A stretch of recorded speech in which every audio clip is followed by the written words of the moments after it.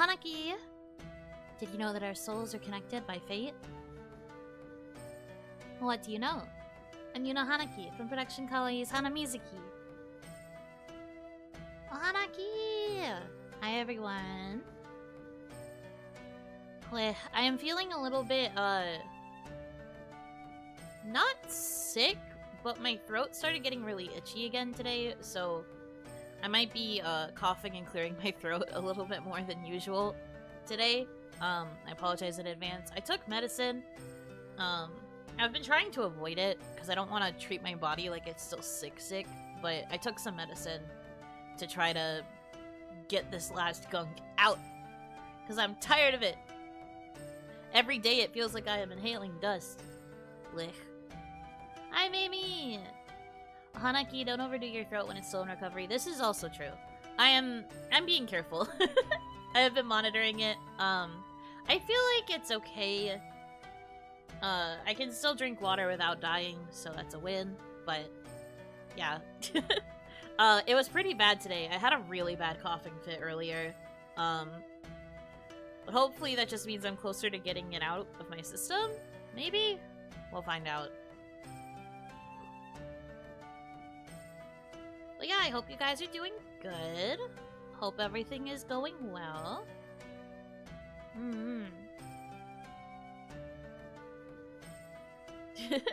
One thing you could do is the gargles with salt water. That's true. I could do another saltwater gargle if I feel like I need it. That might clear up the gunk in my nose at least. Ugh.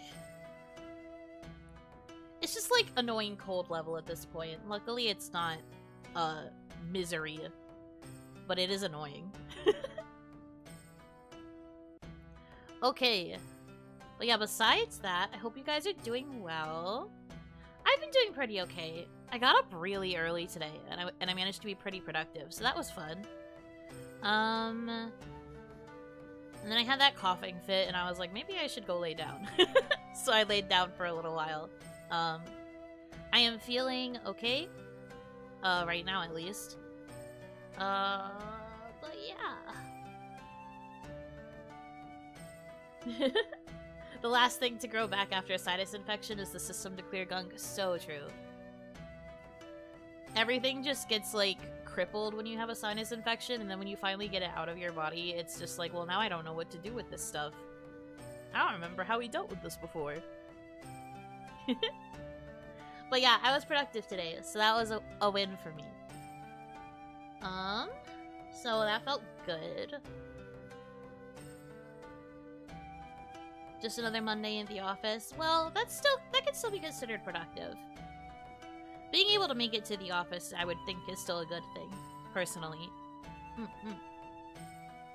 Okay, so today's discussion topic. Gap MOE. Have you heard of it? Are you familiar with the concept? Glad to hear you've made progress. Thank you! Yeah, I'm glad too. Every little bit, day by day, I will get better. Not really? Please explain. Well, of course. I have heard of The Gap. Do you mean the store The Gap? That is not correct. I really need you to explain it to me. Of course! Well, luckily for you guys, I do have a definition. So, Gap MOE is a term often used in reference to fictional characters to describe when said character does something completely contradictory to what their usual habits, personality, or appearance dictates. Usually, this contradiction is seen by others as charming or likable. So essentially, it's the idea that, a character, or like a person also, exhibits a particular personality type, and then, they end up subverting that expectation by having an aspect of their personality or an aspect of their character that's different from what you would expect. I would say a pretty typical example would be a character who seems like really cold and serious and stoic a lot of the time. But then their Gap MOE trait would be that they are very soft and sweet towards children. Does that make sense? We also have examples, there's like a big But there's like a big trend in some more recent anime where these like burly mafia slash yakuza type characters are suddenly saddled with kids. So there's this gap of the fact that they are like a super serious, like kind of killer type of guy, but then they also are taking care of this literal angel baby and are very soft on them. I think that would be considered gap moe. That's taking an example of something that's like subverting the expectation of like, oh, well, this character is like affiliated with the yakuza. There's no way they would ever be like a kind and caring parental figure to a child, and then you actually like put them with a child and they're really soft and you're just like, wait a minute, no, that's so cute. That's gap moe.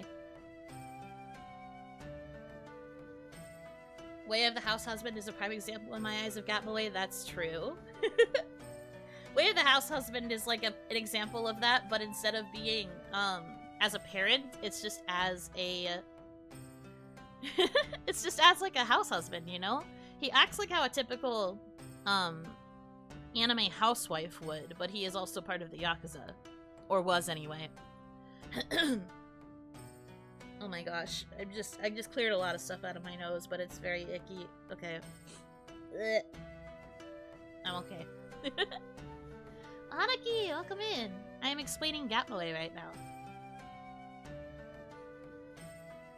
Gap moe is usually shown as revealing their cute side. Does it work in reverse too? Someone cute who shows a cooler, ferocious side or something? I would say that it does, yeah. It's less common, but I do think that that does count. Something that I thought of personally was Honey from Ouran High School Host Club. He starts out like very cute and sweet, almost like the definition of moe, but then you find out that he's actually like a accomplished martial artist, and he's like really powerful and strong, to the point where like Mori kind of submits to him because he considers Honey to be like his superior. That's a pretty big gap moe, I would say.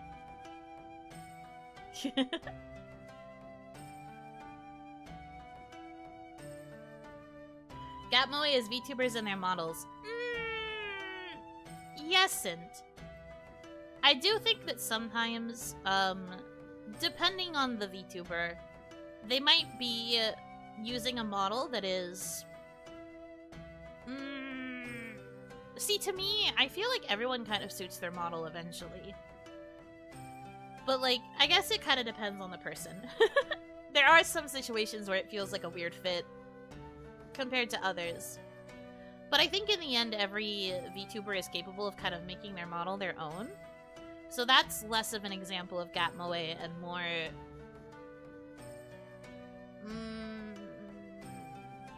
I guess you could argue it's a subversion of expectations for the character design.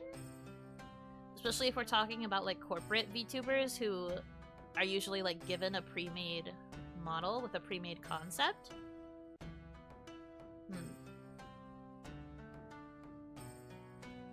More like you grow accustomed to the person more than the model? I suppose so. I find it hard to think of an example of like an actual gap moe with a model and a VTuber though. Because like even if they do something that's not necessarily expected, it still kind of makes sense, like for them. Because in my head I was trying to think like, what's an example? But I feel like most of the examples I can think of like bigger VTubers, they all kind of fit their models in their own way.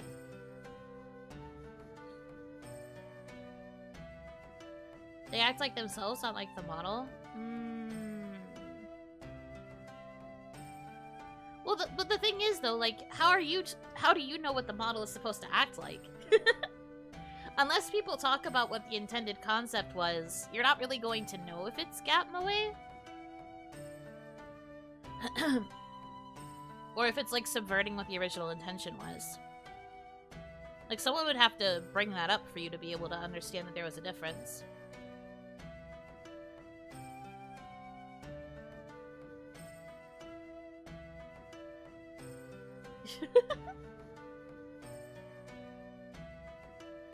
I know Kawaii being Mori from Hollow was a big example people said for gap moe in the beginning. Really? That was my thought too. I was like, did Mori kind of count? I do think that there was an expectation that was, like, thrown out the window the minute her first single dropped. I remember watching that debut. I was very surprised by the rap as well. I think the fact that she was able to rap was more Gap Moe. Maybe less the personality, because I do think the personality fits the Mori model really well. So it's maybe less that and more just the fact that she has that skill in rapping. That would be Gap Moe, I think. Especially because of the expectation of Hololive being kind of like idols and like more J-pop focused.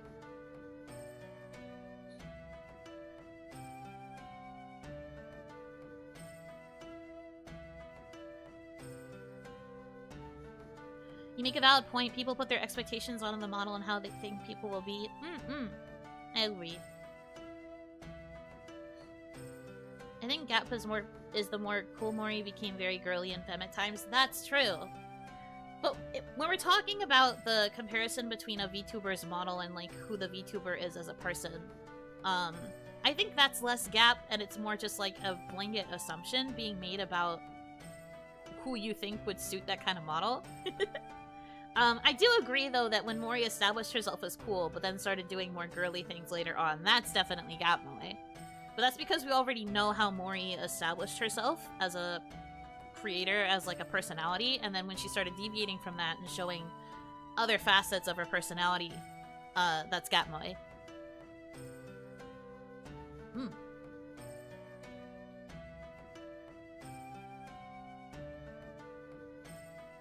When Hololive Gen 6 was debuting, people thought Chloe would be cute or sexy based on her model, but she turned out to be cute. That's another example.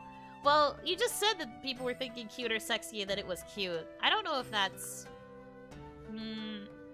Yeah, I would say that's an example of expectations. I don't think that's an example of Gap Moe, though.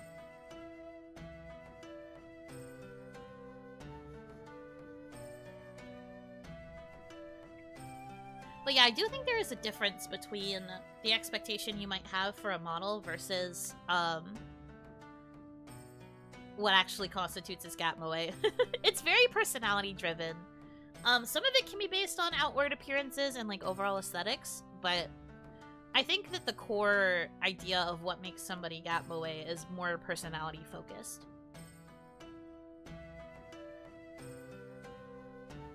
I meant to say cool the first time. Oh, okay. That is a subversion, but again, it's not really Gap Moe because it's meant to be personality driven. And again, you can't really know unless you're like looking at the character sheet for the model. Like, what was the intention with this model? Who was this? What were they intended to be like? Versus how they ended up being portrayed once they got used.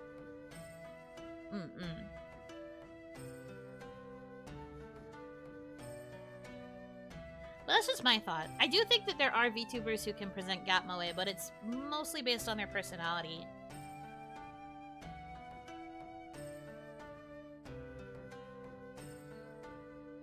Some model expectations are subjective. Like, you could say Tomoe looks cool and acts pretty cute instead, but Tomoe normally acts cute now, so it's not much of a gap normally. Yes, exactly. People might think it's a gap just because of the aesthetic of the model, but Tomoe has always been cute. She's always been cute and dorky. So if anything, I think the gap is more when she does really cool stuff when she sings. Or like when she shows off her range when she's singing. I think the fact that she is such a multifaceted singer is the Gap Moe. That's my thought anyway. If we were going to find something that was Gap Moe about Tomoe. Just joined, are we talking about the fashion brand? No, we are talking about Gap Moe as a concept. Which is the idea that, based on how a person usually presents themselves, if they have a character trait that subverts that expectation you have based on their existing personality, that's usually seen as cute. We're discussing differences right now.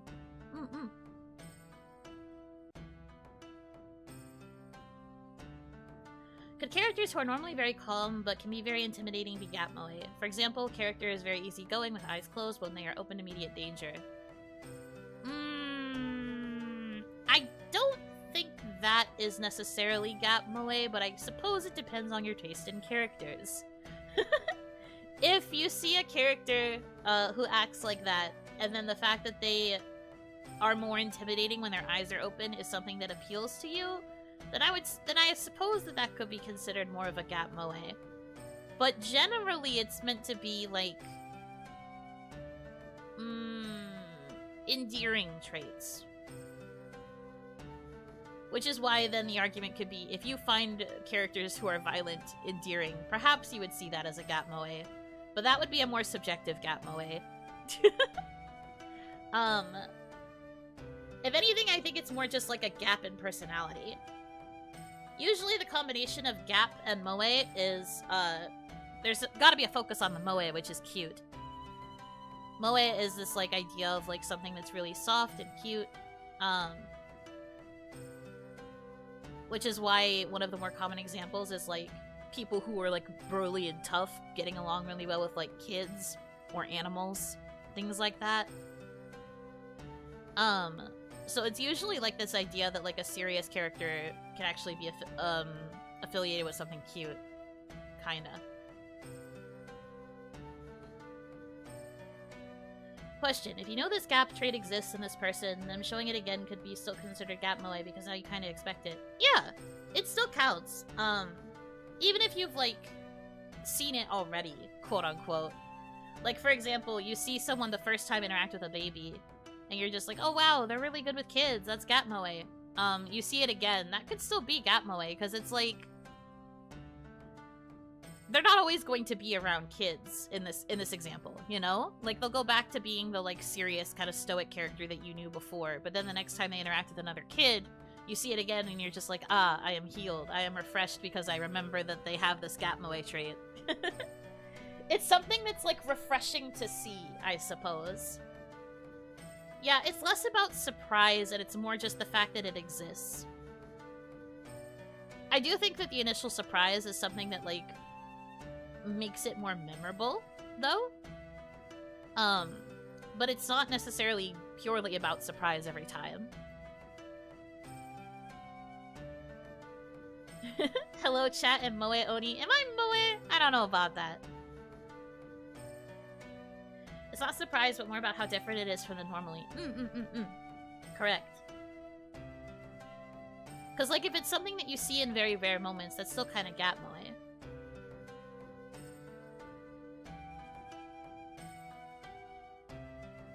What would be something you could do that would be considered gap moe? Well, it depends on your personality. Like, I can't give an example for you specifically, because I don't know enough about your personality to judge. I guess... I'm trying to think of an example for me that's kind of gap moe.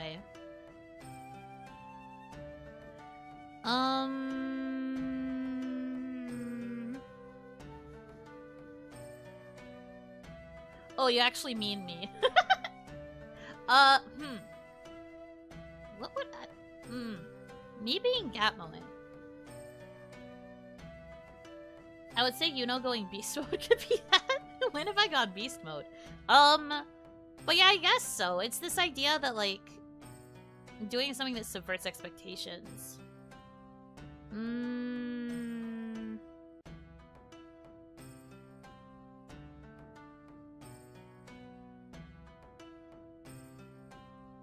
I don't know. I'm a very bad judge of my own personality type, so it's kind of hard to think of something that would be gap for me.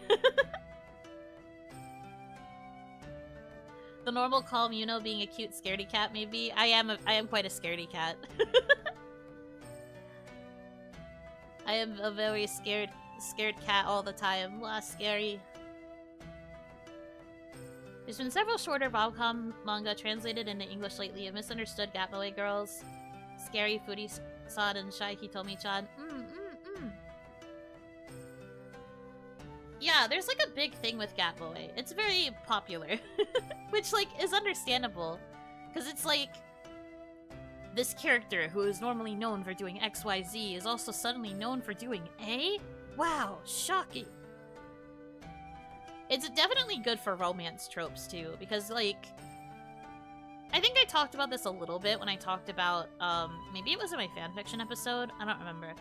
But there's something to be said for getting to see that vulnerable side of a person, or, like, that side that you don't normally get to see because of the, like, outer appearance that they give to everybody else. Gap moe ends up being a really good trope to use in, like, a romance story because you get to see that difference and be like, oh, wow, so this is what they're really like. One example I can think of is Horimiya. One of the, like, main reasons that they get together romantically is because they both find out each other's gap moe. And then that, like, ends up bringing them closer together.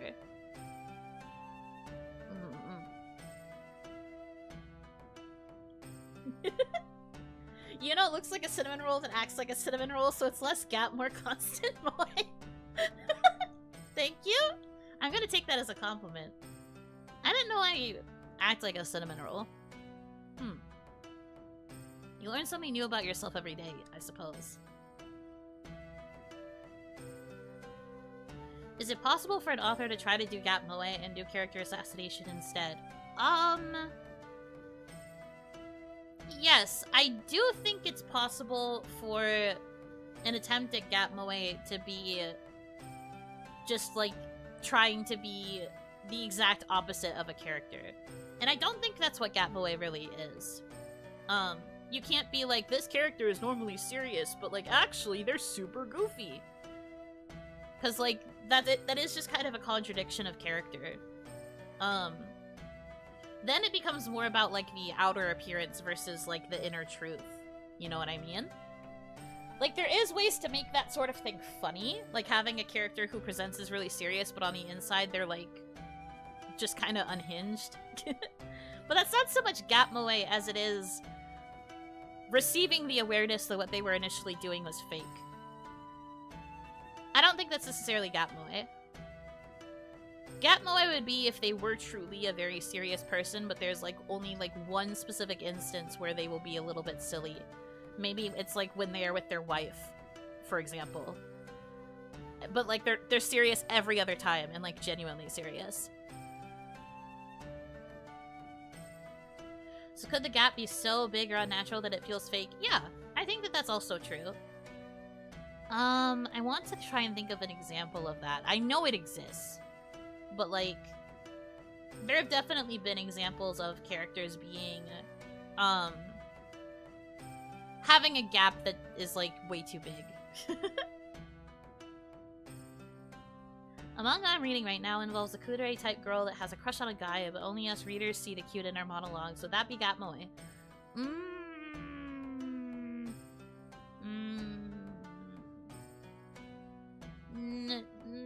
No, I don't think so. I think, well, okay. Has it been established that this character, that this kudere character has not really had feelings before? Because, like, then maybe. But I think because you get the establishment early on that you are aware that this character is in love with a guy, then that probably means, it can't really be gap moe because you've already had that established as, like, the norm.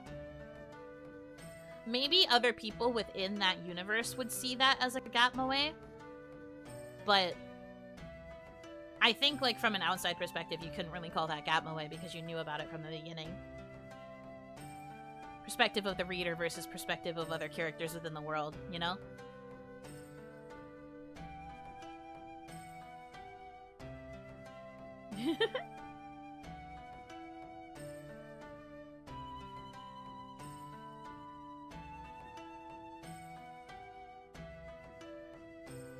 It's like every character in Komi, every character is a big dork, especially the cool ones. Komi-san is really good. I think it generally does a really good job of subverting expectations with, like, every character.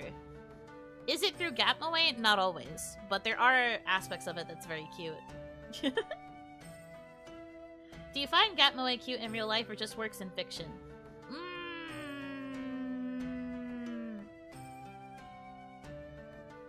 It depends on the gap, I suppose. Cause like...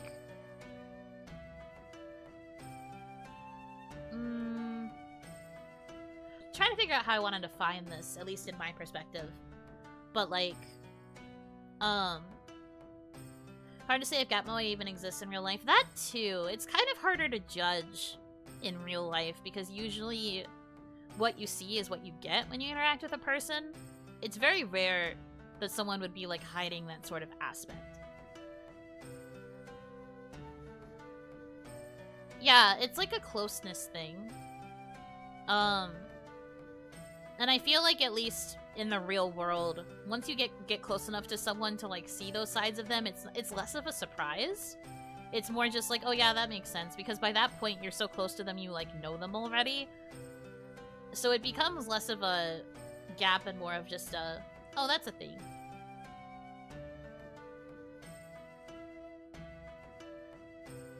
So I think it's harder to define Gap Moe in real life, like with real life examples. Would it be something kind of like a work personality and a home personality? Maybe. I think that, like, that separation is more, like, you're still kind of yourself, you're just a bit more formal when you're at work. I think it would be more like if you act completely different at home, but in, like, a sweet way that people wouldn't normally expect of you. That would be something that would make it Gap Moe.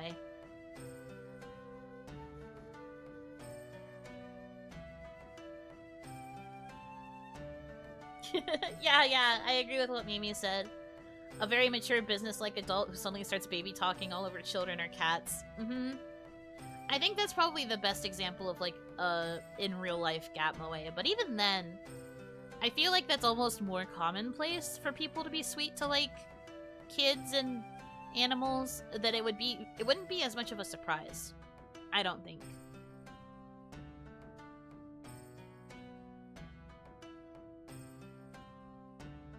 Like the super strict boss who wears animal PJs at home. Maybe something like that, yeah. Like if you, you're used to seeing them in the office, but then you have a remote meeting and you see them in their animal PJs and you're just like, whoa, I wouldn't expect that of my boss. That would be Gap Moe. Although you really shouldn't be thinking that your boss has Gap Moe. That could get weird.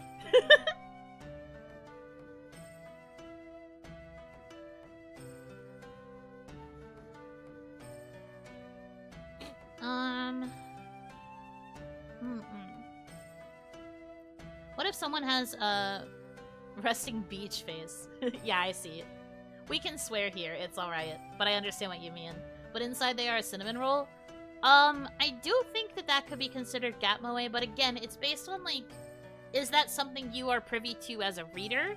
Or are we talking about within the universe of a character? Because if it's, like, within the universe, the other characters would probably find that to be a little bit Gap Moe if they ever found out the inner thoughts. But yeah. I think it's less Gap Moe and it's more just like inner versus outer. Because that feels like more of a constant. Again, it kind of goes back to what I was saying before about how some characters like are putting on appearances or like putting on airs and it's like a fake persona that they've kind of generated. I think that that's less of an example of Gap Moe.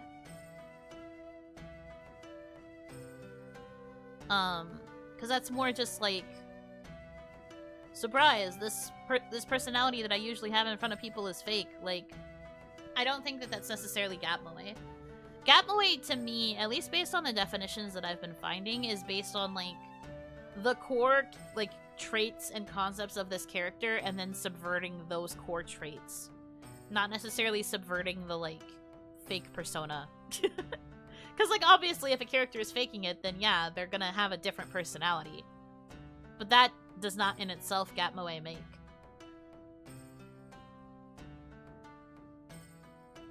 Gap Moe has to be genuine? I believe so.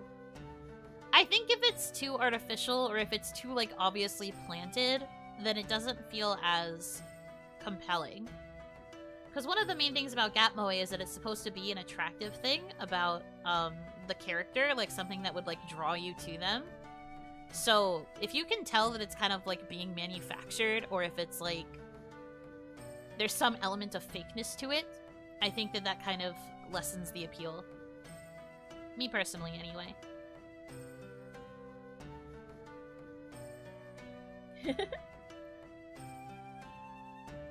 I can think of a recent example in a game I played where the stern, serious teacher character goes to cute maid cafes placed with plushies and gets very embarrassed about it. Yeah! I think that would count as Gap Moe. This begs the question, can you only have that Gap Moe impression once? Because after you see it, you aren't surprised. I was talking about this a little bit before, but I think that Gap Moe is still present, even if it's after the first time. Because, like, the way I phrased it, at least, is that, like, you still don't see it all the time. Like, you know that it's there, sure, but you're not always going to see it because the person is still going to act like how they normally act. It's just that now, when you see them in that specific environment that allows them to, like, reveal the Gap Moe, it'll just feel kind of refreshing. It'll be just like, oh, yeah, right. I forgot they had this trait to them because I still usually see them being super serious all the time. This is really nice.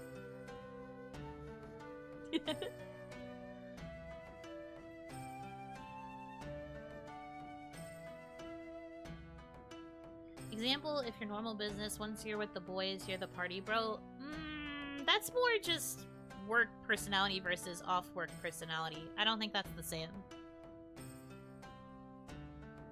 Here's a critical question. Does the Gap have Gap Moe? Not really.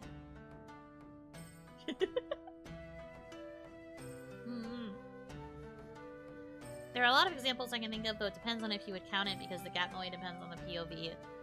I don't know if it always depends on the POV. I just think that, like, getting into it... Because if we're going based on the core definition of Gap Moe, which is focused on, going against established, like, personality traits, then that's where POV kind of matters, because if you see from the perspective as a reader, the difference in personality, like, that can't really be Gap Moe because you have the personality established for you. So, like, to you, you already get that, like, inner window. That can't be seen as Gap Moe from the perspective of the reader. But then if you're looking at it from a character perspective, if one of the characters finds out that split, they might find it to be Gap Moe because they didn't know about it before, but, like, to you, you would already know that that's just how that character is, so it doesn't really feel like a Gap Moe.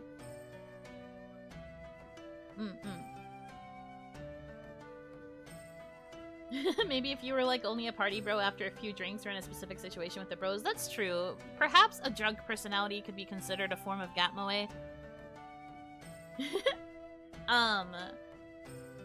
There's a character I like in Idler 7, Sogo Osaka, who is, like, very serious. He's also a little bit, like, nervous and anxious a lot of the time. He thinks a lot rather than acting.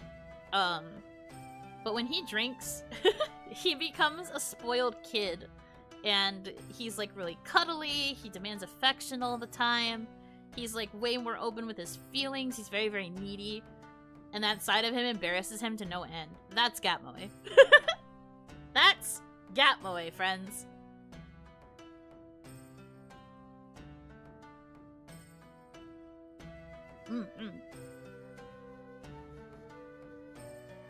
What it sounds like, it's like if you're with someone you're close with, but then a situation arises where you don't recognize them. It's not a wall thing, it's just a them thing. Kind of? Maybe.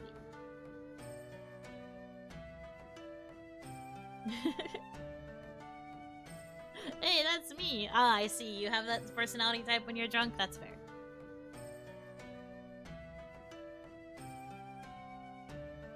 But yeah, no, to me, I think that Sogo's personality when he's drunk could be considered a form of Gap Moe. But then you could get into the argument of whether or not how you act when you're drunk should be a reflection of your actual personality. Which, I'm not here to have that argument.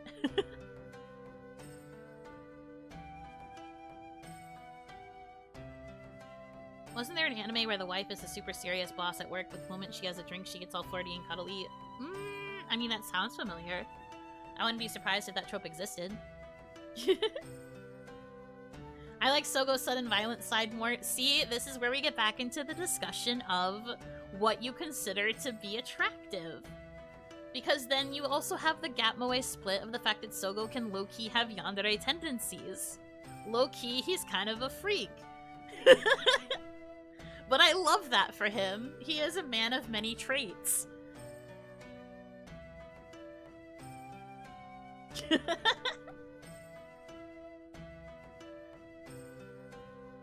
Also, big fan of the fact that Mamie is an Idol 7 enjoyer.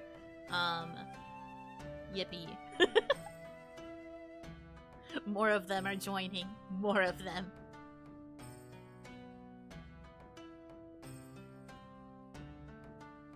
He's great. 10 out of 10 would smite mine enemies for me. He really would, is the thing. You just have to tell him that you were wronged by somebody, and it'd just be so over. He would get the potato peeler. He knows what to do.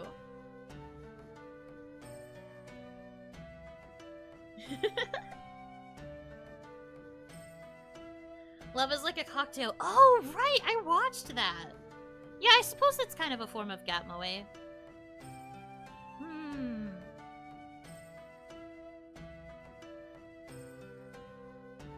Being tsundere counts as Gap-moe. No. I don't think so. Like, if your core personality is tsundere, then you would have to subvert expectations by having a different side to you. Like, maybe pulling out a different level of dere. Or, like, a different level of something before dere. How about Tetsu from Way of the House Husband? Yes, that's Gap-moe. We talked about that example early on. Sounds like your Forger, she kind of has Gap-moe. Yes. Gap-moe in the sense that she's normally, like, very sweet and clumsy, but then also has that, like, cool side. That could be considered Gap-moe.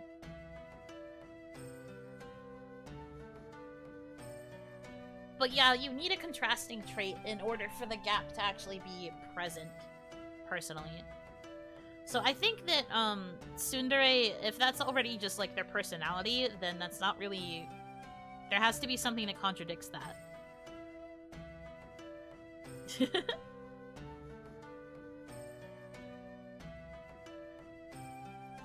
Not gonna lie, I hate the trope where a tsundere, does physical abuse comic relief. That's true. I understand that. I like tsundere as well, but I only take tsundere in certain flavors, and the ones that are violent, I don't usually enjoy those, personally. Maybe the way Lloyd gets super caring about his family versus the way he tries to be dispassionate because of his job. I think for Lloyd, if we're talking about Spy Family, I think Lloyd's Gap-moe is in the fact that he presents himself as this, like, super perfect, never done anything wrong agent, and that is, like, established within, like, the universe, but then because of... Granted, it's because of circumstances outside of his control. But when control slips and you see that mask fall off and he's like, oh my god, what the hell is happening? Then I think that is Gap-moe. I think him freaking out when he loses control is more Gap-moe versus, the caring about the family thing. At least if we're talking about, like, core traits of Lloyd, that is Gap-moe.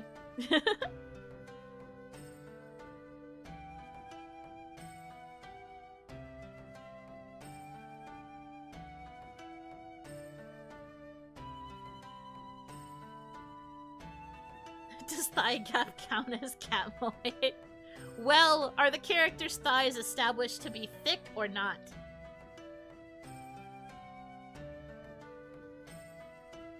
Because if we are told for a long time that a certain character has, like, skinny legs or has, like, an unimpressive figure and then we meet them and their thighs are thick with 3 C's, then I suppose that is a subversion of expectations and could be considered, well, it wouldn't be considered Gap-moe until we find out that the character has been, like, telling the lie themselves because they are insecure about their thighs.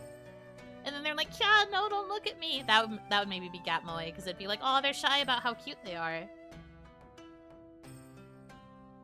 At least that's how I would interpret it.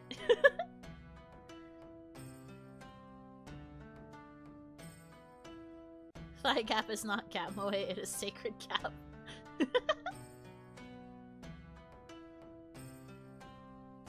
Schrodinger's thigh, was it ever really there? You have to open the box to find out.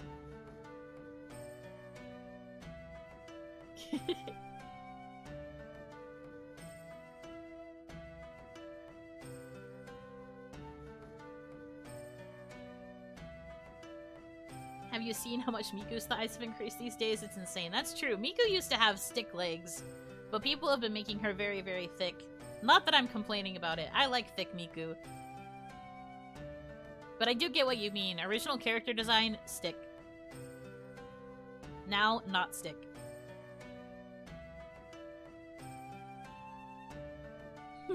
Thanks for taking my silly idea too seriously. That's what I do around here. I do it for fun. The real Gat Moe is Yuno being her serious, thoughtful, and well-read self, all while actually being super cute. Is that Gat Moe? I don't know about that. I think people who are well-read are usually pretty cute. But then, again, we're getting back into the argument of things that we find attractive. And I find people who are well-read quite attractive.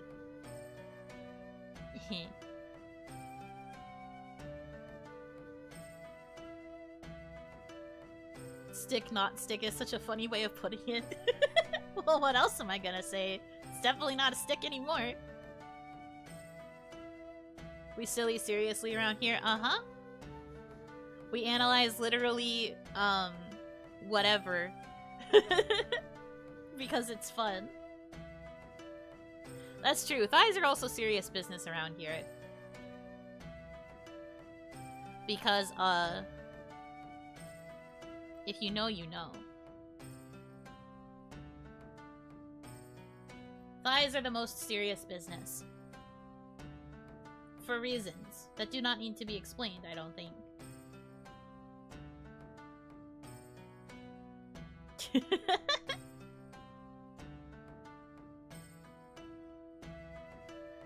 Thigh check, reminder that we have them. May the Oni lights guide you back to me. Please explain regularly. You can't just whip that out suddenly, it's too powerful. I can whip out whatever I want. I love that you have a thighs emote. I mean, it's meant to be a placeholder, because I didn't know what else to put. But it has served a purpose quite well during this time. So in terms of placeholders, it's done a pretty good job. Hello again. Thank you so much. We have been given thighs, I pay the teeths. Thank you. Thank you. We begged her to let us keep it. That emote is perfect, never remove. Another one you guys don't want me to remove? Man, it's between this one and pensive. The moment when a placeholder becomes a permanent emote, I've seen it happen before. Yeah, that is also happening for me as well. Because I have the frickin' pensive, and now they also want me to keep thighs. Do you guys want your new emotes or not? Well, I guess the only way we're going to be able to get more emotes is if I get more members. How do I promo member content? Become member. Watch anime with me. Secret convo topics. Previews of future content. Bonus Oni time. Because it's also usually during the evening. You don't usually get evening Oni unless it's like a special circumstance. Specifically late evening Oni. Never forget how we literally stayed up until like 2 AM watching Show by Rock. Oh, thank you for the gifted memberships. I'm sorry, I didn't mean for it to seem like I was asking for gifts. I was just genuinely trying to promo my members.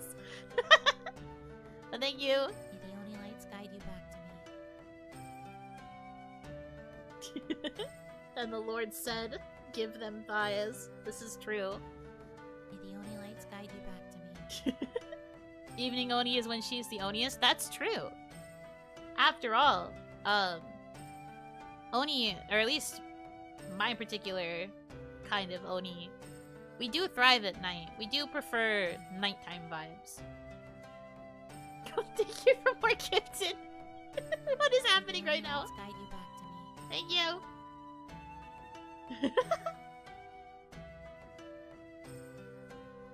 Man. May the Oni lights guide you back to me.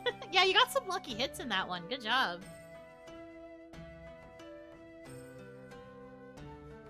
May the Oni lights guide you back to me. You guys are so silly. Lit. May the Oni lights guide you Perhaps back there to is me. a bit of gap moe between the alert voice Yuno and the on-stream Yuno. Expectation versus what you actually get. She is so, like, soft and serious and sweet, and then you talk to me, and I am whatever this is.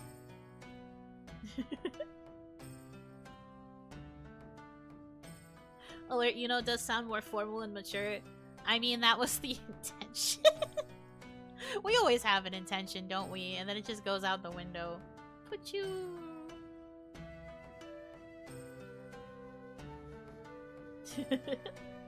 So what is this gap moe? Okay, well, as a reminder of the definition. Gap moe is a term often used in reference to fictional characters to describe when said character does something completely contradictory to what their usual habits, personality, or appearance dictates.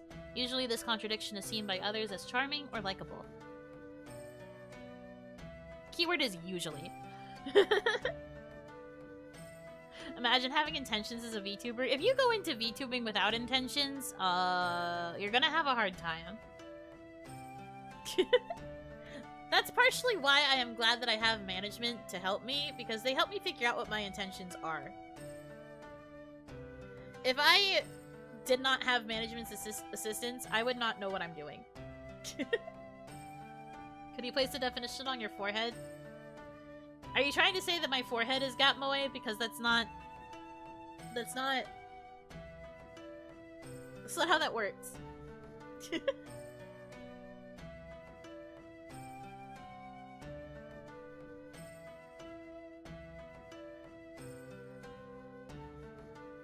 the Oni lights guide you. Joining Yuno's members cured my social anxiety and my gout. Sorry, I don't know why that makes me laugh so much. But see, we've got another satisfied customer.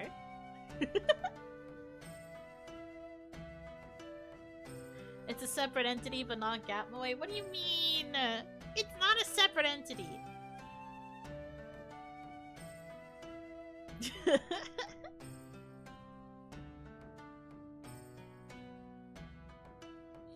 You know, intentions talk about stuff and be cute. I mean, kind of, yeah. I think I've said it before, but management has often encouraged the fact that I like to just ramble. They've been like, you really should focus on your Zatsu. You should do lots of Zatsu streams. And I'm just like, really? That means I don't have to game as much? Say less.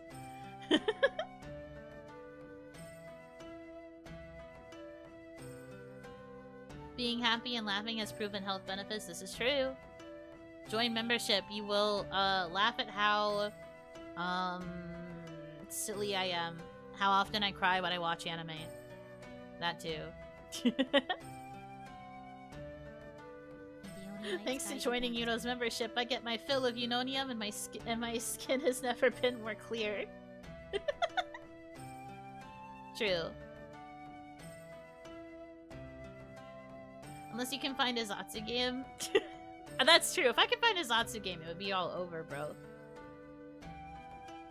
Bring out the PowerPoint presentations and school them. I do have a screen, yeah, I have a screen on OBS that is specifically for my PowerPoint lectures.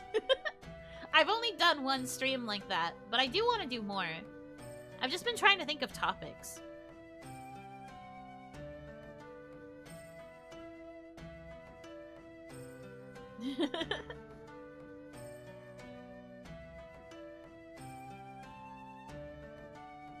Anything is a Zatsu game if you try hard enough. That's true.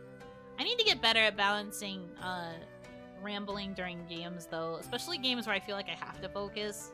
Because I'm not a very good gamer. Blech. I'm working on it.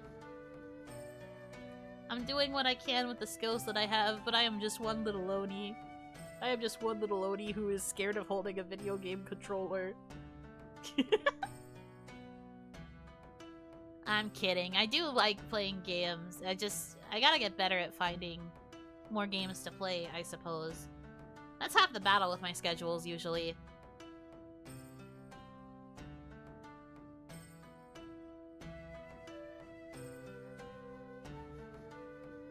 By the way, your merch shipped. Soon I'll have a Yuno to make my mouse movement smooth. Oh yeah, right! If you guys ordered the merch, by the merch, I mean my birthday merch. It should be shipping out now. I got the notification for mine the other day, too. I paid for the big boy shipping, so it should come by the end of the week, and I'm excited. I, too, am looking forward to using, the desk mat. I need it so bad. The one that I have is so crusty. It needs to retire. What's your strongest skill? That's a hard question to answer when you are me and you don't have a lot of confidence.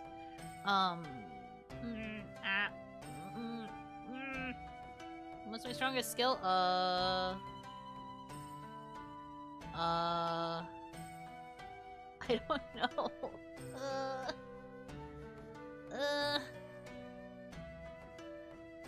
I don't know. I write word good maybe sometimes. That's about it.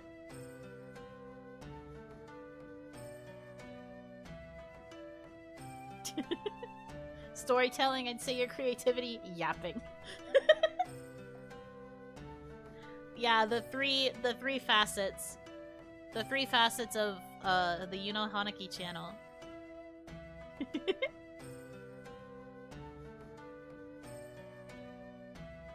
Yeah, you got it gifted! Congratulations. You are now an Oni Light. You have access to the emotes. Whoopee! How many emotes are we away from a new slot? Oh, we've got a while. I can't count it anymore because I have, it's... The count is, like, weird now, so I really can't tell you how close we are to a new slot. Because it shows me the incentive for, like, the ones prior, like, the ones that we already unlocked before.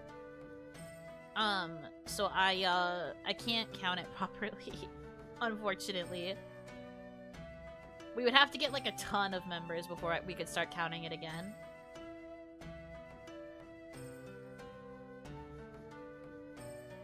Yap Light Thigh Keep Oni Boss. That's incredible. I love that, actually. I really liked your ASMR video. Hope we can see more. I am working on it. I have the audio interface that I need. I just haven't had time to set it up because as soon as I got the audio interface, I got sick. Which is messed up, if you ask me.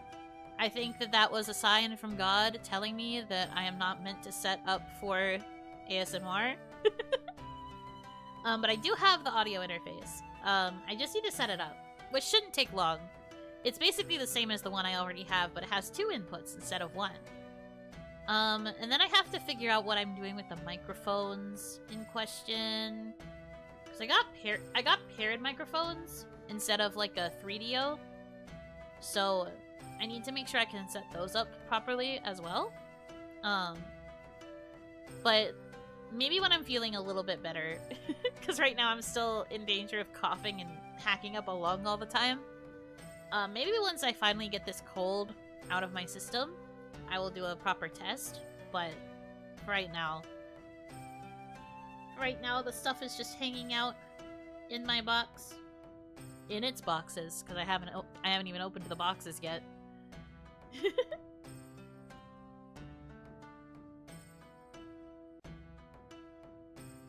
Coughing ASMR soon. Why are all of you being like, please? Cough up your lung into the mic. You nasty.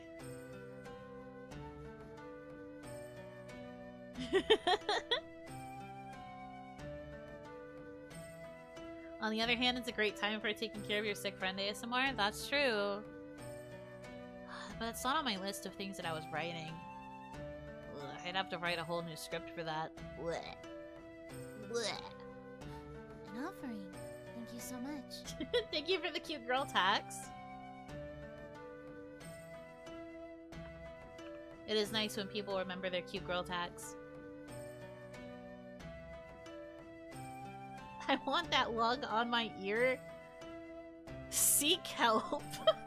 I think that that's a very interesting desire to have, and I love that for you, but I don't know if I would be able to fulfill that.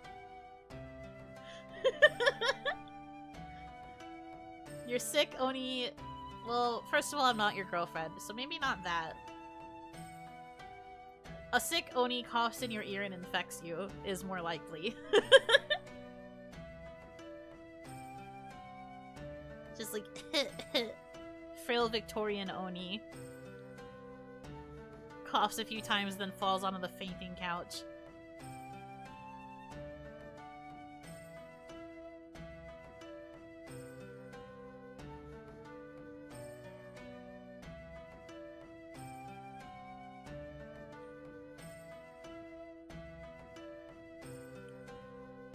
Heartbeat ASMR is very comforting. I don't know if I would be able to do that with my current mic. Maybe. I'd have to see. Well, the current setup anyway, because it's paired microphones. Though honestly, I don't even know how people do it with a 3DO.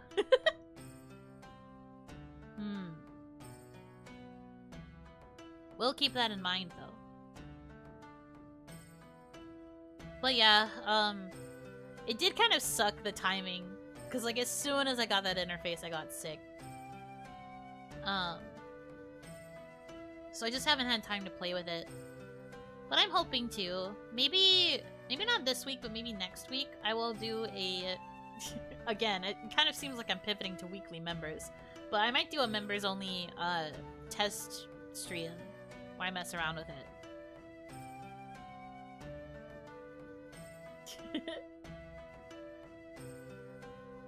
How can Yuno do heartbeat ASMR when she doesn't even have a chest? Oh, that's so true.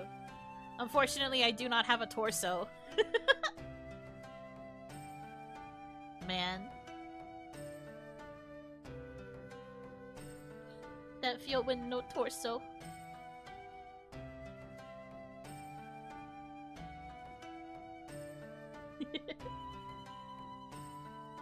They don't know. They're not aware.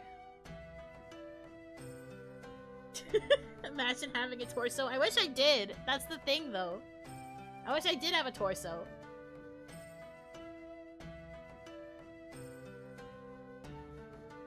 No torso, only thighs. I mean, I guess that's fair.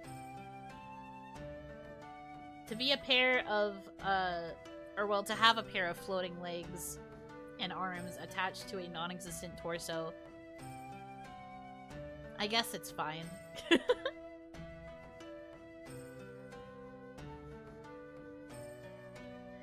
Just has to use someone else's heartbeat. That's so true. I just have to go grab a heart from the... Well, you're actually in the middle of like a lot of sacrifices. I could probably just go steal a human heart and just use that for the ASMR, huh? Need a fundraiser to get you a prosthetic torso with a fake heart and everything. So true. Soon I will become Iron Man.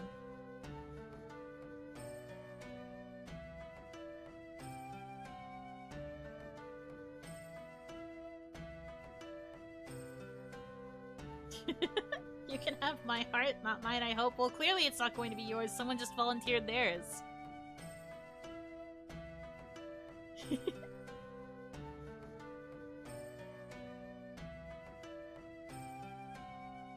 You know, holding on to a freshly sacrificed human heart is MOE. Do you think that that is appealing? Then maybe. Oni steals your heart and makes you listen to it ASMR. That's morbid as hell, but also I want to do it. Wait, I want to do it. Wait, that'd be so cool. That'd be a cool like October one, no? Like for like a Halloween vibe. Well, that could be fun. I feel like I might have talked about this before. Maybe? Maybe I've talked about this before. But Sora and I have had some unhinged conversations about potential ASMR stuff that I could do because of the whole Oni angle. This is in a similar vein to that. So, interesting.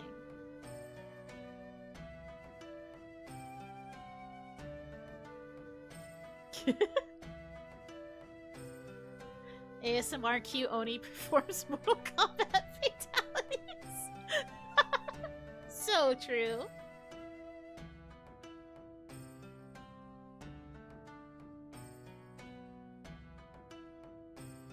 Like slurping up your bones and eating your heart. Well, maybe not slurping up bones, because bones are still like a hard thing. They are still crunchy. Can you tell us one example of that?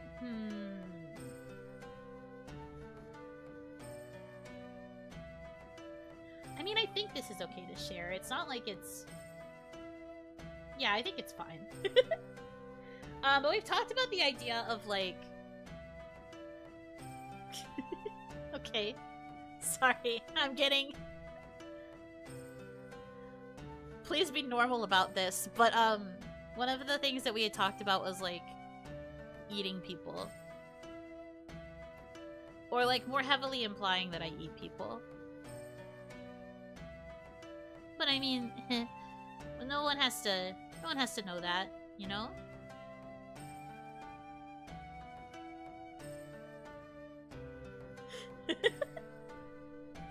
I said be normal! Caps lock woohoo is not normal! I'm so normal about that. Oni turns you into soup ASMR. I see. I see. I think the people like this.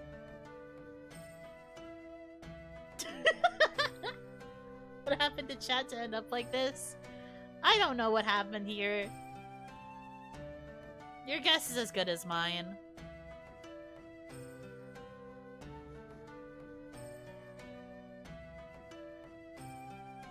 But yeah, we've talked about scenarios like that a lot. And I've considered it. Like, I kind of like the idea of taking a bit more of a dark angle for some of my like roleplay content. Obviously I do still want to do like the cute stuff. Like, I have a lot of cute ones planned. An offering. Thank you so much. Pay $5 to become a taco for Yuno. Why do you think it's only worth $5?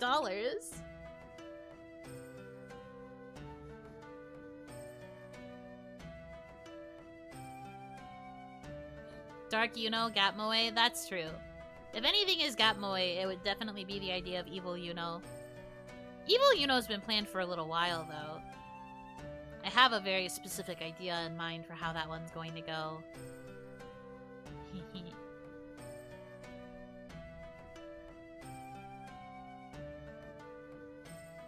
I hit 4 months of membership yesterday. Time has just flown by. Congrats on 4 months! Yeah, that's crazy. I am still constantly in shock at how quickly time is going by. It's insane. I'm going to be so normal about Evil Yuno. Giggles, twirls my hair. We're going to be so normal about it. We're just going to be so normal, insane, and everything's going to be fine. But yeah, I've had ideas for Evil Yuno for a while.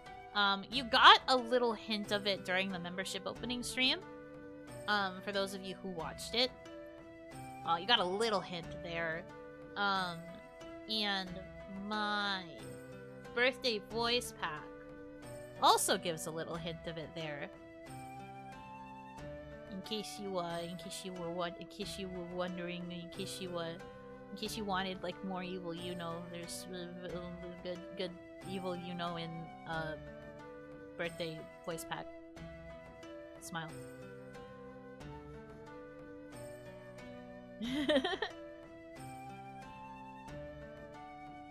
Evil is always hot, don't ask why, I don't make the rules. I see, I see.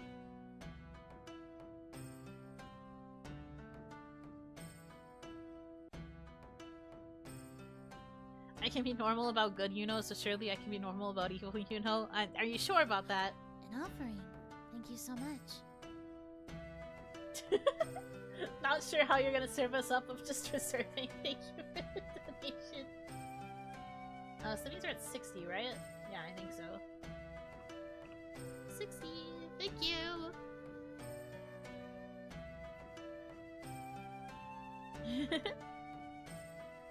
Speaking of voice packs, I love the birthday voice pack. Had to email Bai to get it though.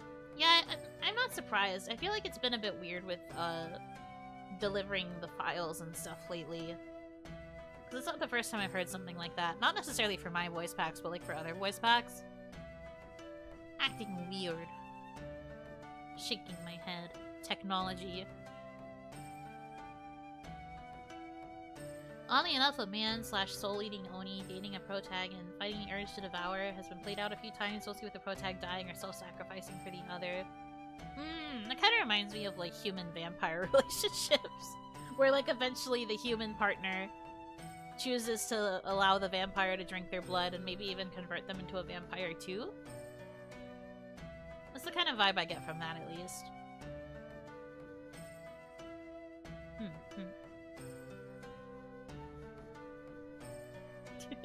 Will evil Yuno be as awkward as the good one? No, evil Yuno is a girl boss. Evil Yuno is very competent and put together. Normal Yuno is just awkward. Cute Oni explains layers. I'm going to scream. Shut up.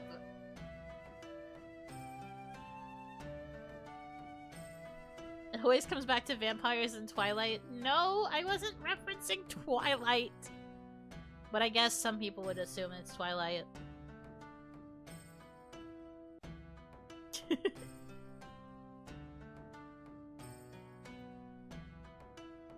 you think you can pull that off? The evil part sounds in your alley, but everything else... Damn! Are you saying I'm not gonna be able to pull it off? That's messed up. How dare you?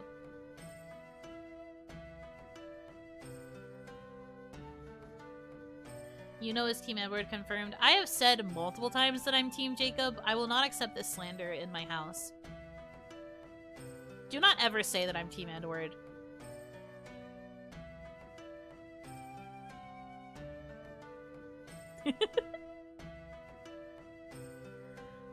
I could see evil Yuno having major gap MOE. Perhaps. Maybe so. So evil Yuno is Team Edward. No, that's less evil and more opposite Yuno. Like, we're talking about, like, my opposite. Evil Yuno is just Yuno, but with evil tendencies, you know? There's a difference.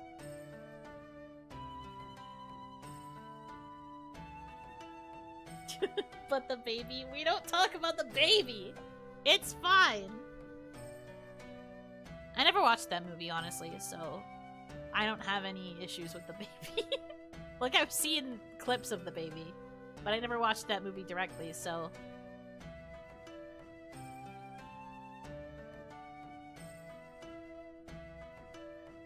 Evil Yuno weaponizing gap MOE to get you to let your guard down? Interesting. You know, the more you theorize about how evil Yuno is going to treat you, the more I'm going to get ideas, right? Like, I know we're talking about it as if evil Yuno is a separate entity, but evil Yuno is still Yuno. So you providing this information to Yuno is all stuff that evil Yuno is going to be able to pay attention to, right?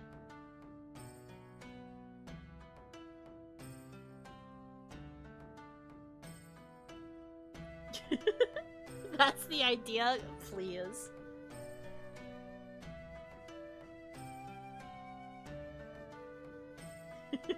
We're feeding you ideas that we want. You guys are so silly. So evil Yuno will be indebted to us? That is a big claim to be making. That is a big claim.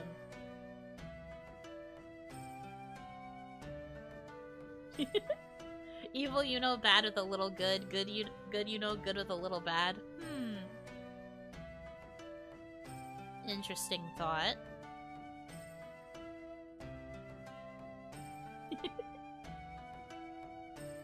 But yeah, long story short, I am working on stuff related to evil Yuno. Maybe I will have to push it up higher in the pipeline, considering how interested you guys are.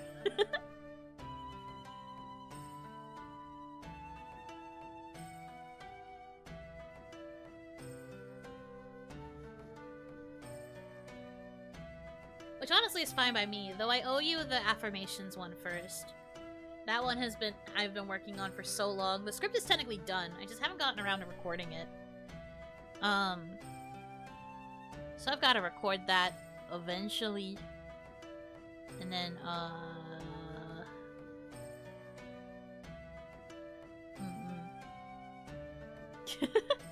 like how you guys are talking about evil Yuno as if it's like a inverted color alter. I'm not really thinking about it like that. I don't really do that kind of thing, mostly because I don't really know how to manipulate colors right. I'm very dumb, so I don't do that kind of thing usually, because I never can do it right. It always looks bad when I try to do it.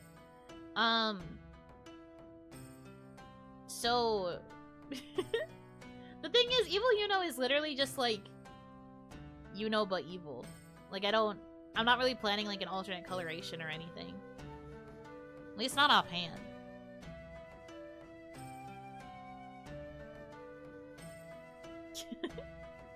Evil Yuno hides her thighs. Nah. I think if anything, evil Yuno would probably wear something more revealing.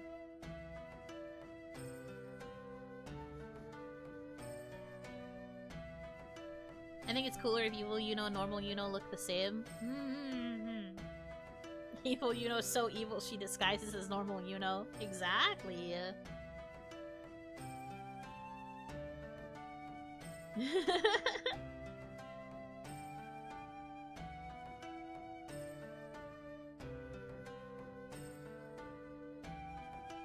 To be honest, I can't imagine an evil Yuno. Well, you're going to see evil Yuno eventually. Not right now, obviously, because it's still stuff I'm working on, but you will see it eventually. We will get there.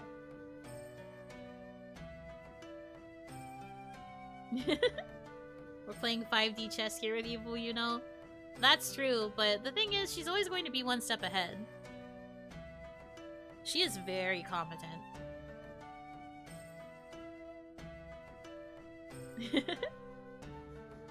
What about a good Yuno? That's just me. I'm good.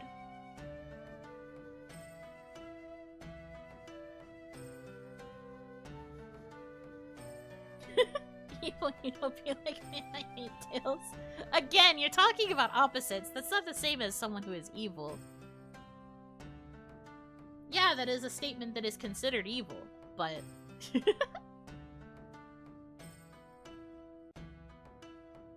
I assumed you were true neutral? Oh, really? You know, I've always kind of thought of myself as that alignment, too. At least in terms of, like, D&D alignments, but I feel like it's very hard to be true neutral. Usually when I say that, people are like, well, it's hard to be true neutral, no one can really do it, and I'm just like, but I feel like that's the one that makes the most sense for me. Why are you limiting my... Why are you limiting my choices? Where?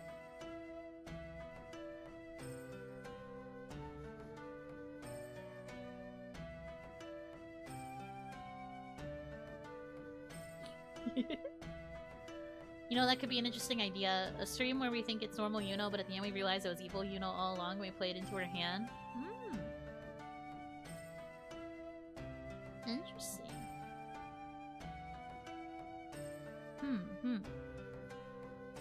I'm writing that one down.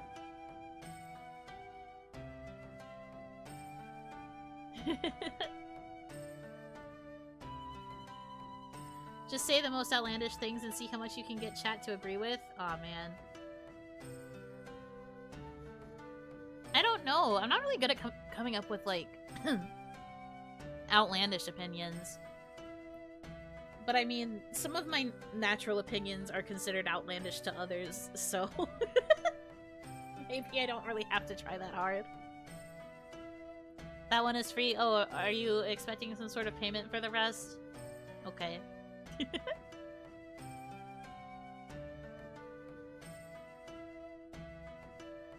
Stop giving the lore crafter ideas. She's creating some powerful things with that keyboard. That's what happens. You guys are the ones who trust my storytelling. It's all on you, man.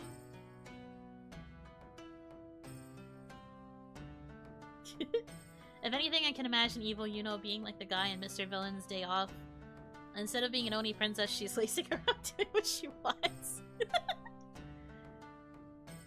In reality, the island tasks are just her laying in her bed playing otome games.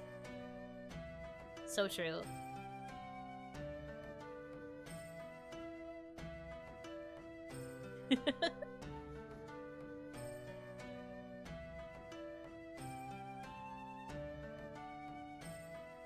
Again, you're conflating evil with opposite. They are not the same.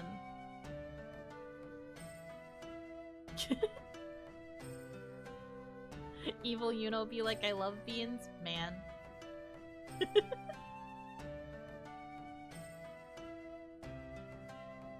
What does gap moe mean? I will read the definition one more time. Gap moe is a term often used in reference to fictional characters to describe when said character does something completely contradictory to what their usual habits, personality, or appearance dictate. Usually this contradiction is seen by others as charming or likable. So it's basically a character having an established personality or like established appearance that is considered the norm, but then they have a trait about them that kind of deviates from that norm. One of the most common examples is like a super serious murderer type character and ending up having a soft spot for like a child or something.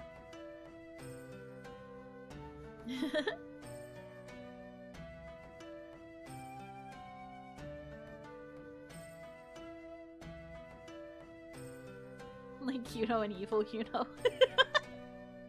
Guys, please.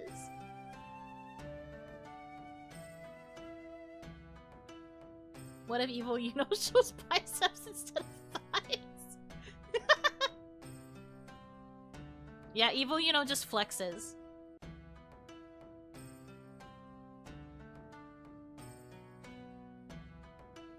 I can't wait to see what comes out of the Oniverse.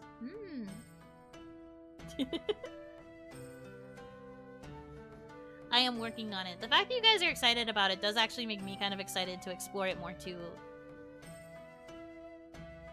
Cause like, I know not every audience tends to be super interested in like lore stuff or like the storytelling stuff.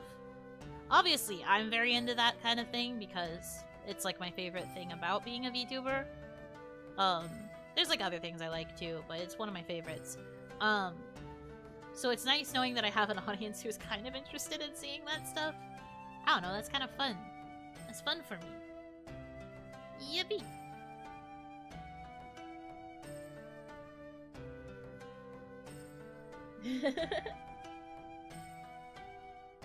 To be fair, you attract that audience. I want to attract more of that audience. I've been trying to figure out ways to do it.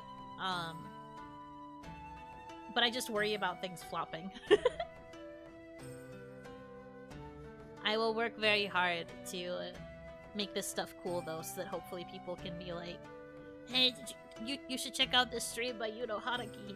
She like reveals that she was actually evil the entire time. It's crazy. I think that would be pretty cool. I would love to reach a point where people are like, I want to recommend this VTuber because she has really cool lore. And I would just be like, yeah, I do.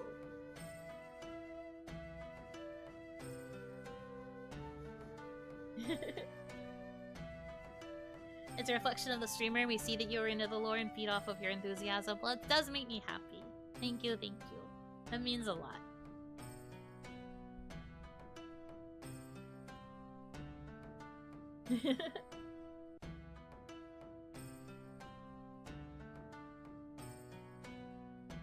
Become the lore VTuber. I don't know if I could become the lore VTuber, but I would like to be known for my lore, or for like the cool ways that I incorporate it and stuff. So much fun.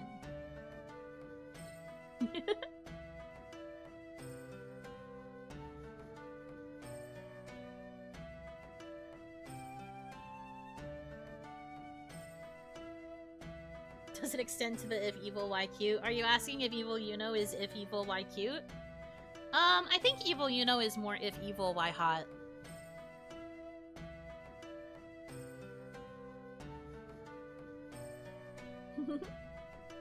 Yuno the lore master. That's been one of my goals, yeah.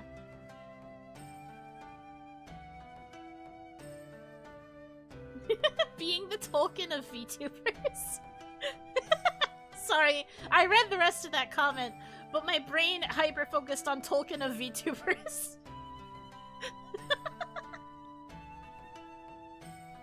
I love that. If evil, why you know? If evil, why you know? That's true. Does evil Yuno drink directly from the juice carton? Maybe not the juice carton, but evil Yuno does drink directly from the milk jug.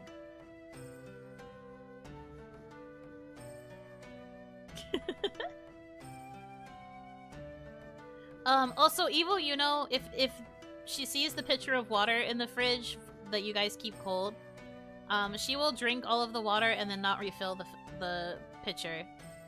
There will be like a little trickle left, like just a little bit, barely enough to fill a cup.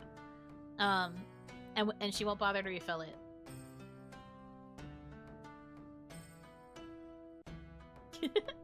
If you're gonna be a lore master, can you explain Kawaii Gen 1 lore, which they apparently have?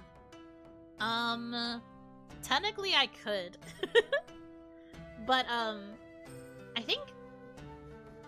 don't know how they feel about their lore.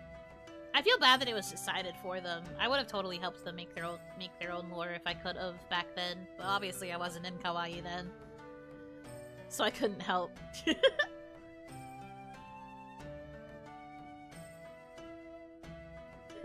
These are things she normally does and is just saying to blame evil, you know. That's not true! I'm not an animal! That's way too evil, please chill. I was actually listing things that that previous roommates have done to me.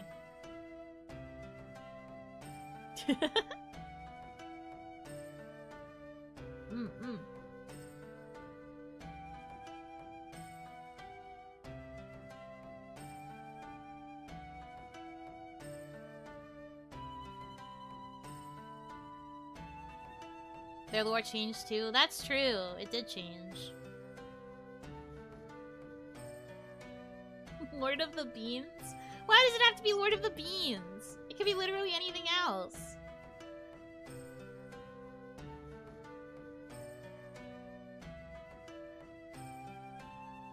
They had different lore on the first version of the website, but that was quickly yeeted. Yeah, I remember that lore. I thought that was the lore that I was being asked about. I guess the lore videos are different. Or like... Well, they didn't change too much, actually. I think they made it... I think they worked with what they had, and then tried to make it more cohesive. But I don't think they were allowed to, like, directly change it. I think they just added to it. If I remember correctly. I'll have to see if I can get one of the Gen 1 girls to talk to me about it. Because I remember, hearing that they couldn't decide their lore initially. But I am pretty sure that the lore that was used in the videos is kind of the same as the one that had been on the website, but it was just like they added more to it.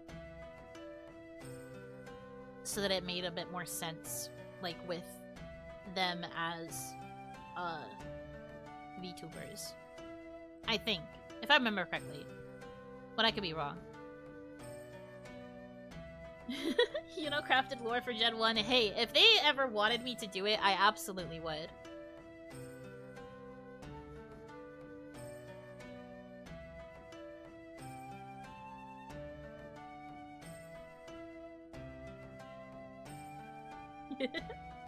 Nene's changed a ton. That's true. I think Nene probably adjusted hers a lot.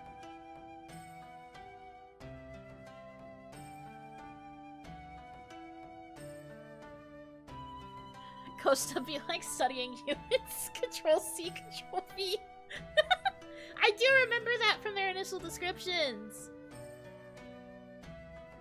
All of it was like studying humanity or like wanting to make friends with a bunch of humans and like all of that stuff.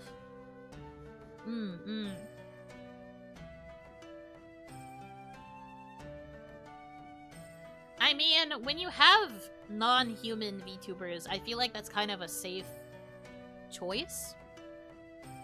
Speaking as a lore master currently.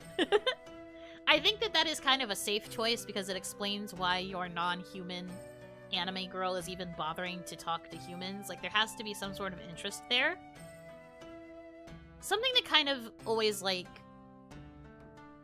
I don't want to say bothers me. I guess it's more just like a pet peeve. It's, like, annoying, but I don't hate it. I don't really like how a lot of lore has to be, like... It has to tie into why you stream now.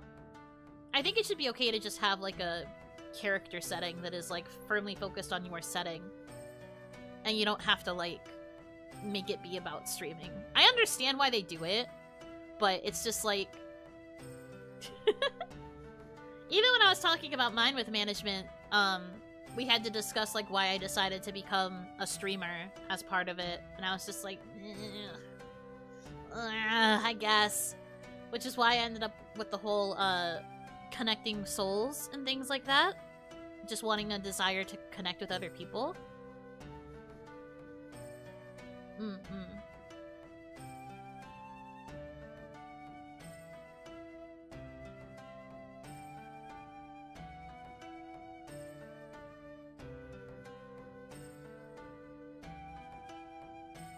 To be fair, Reina completed that lore arc, study is done, now queened. That's true.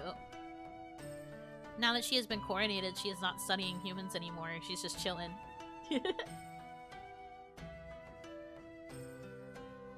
But no, I do think that, like, a common trait of VTuber lore is being like, okay, but then why do they stream, though? So I think that there was this kind of assumption that there needed to be a reason why these non-human characters would even have an interest in humanity, much less in streaming video games on YouTube. So I think that's why a lot of, like, early lore has that sort of, idea of, like, studying humanity, or, like, wanting to make a certain number of friends, or, her parents were weebs. Or, like, whatever else, you know? Like, it's meant to be, they had to have an interest in, like, human stuff, and, like,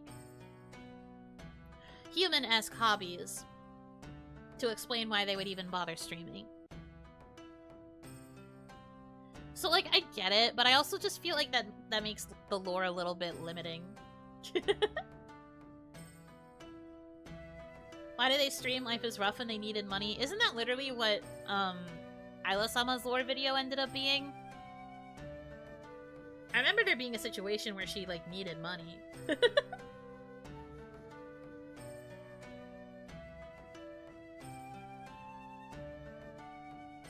The best way to defeat humanity is through the power of video games. But I mean, I also get it, like, it's kind of hard to have the super serious lore that then becomes, and now I stream Minecraft 3 times a week. So I get it from that angle, too. Like, you kind of have to be like, well, now I pivot and do streaming.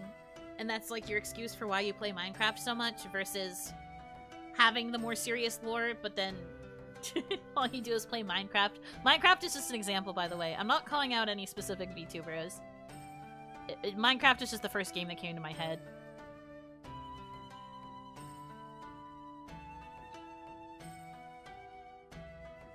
Can I just say that she kind of got shafted? Just a human girl, puppy cafe owner, surrounded by other girls from other worlds or non-humans.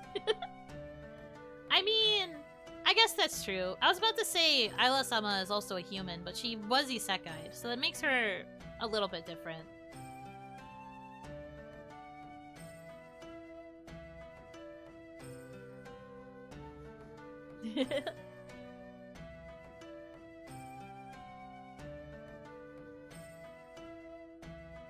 But wasn't Shi's whole lore video also about how she, like, communicated with puppies? Like, she could, like, speak to them?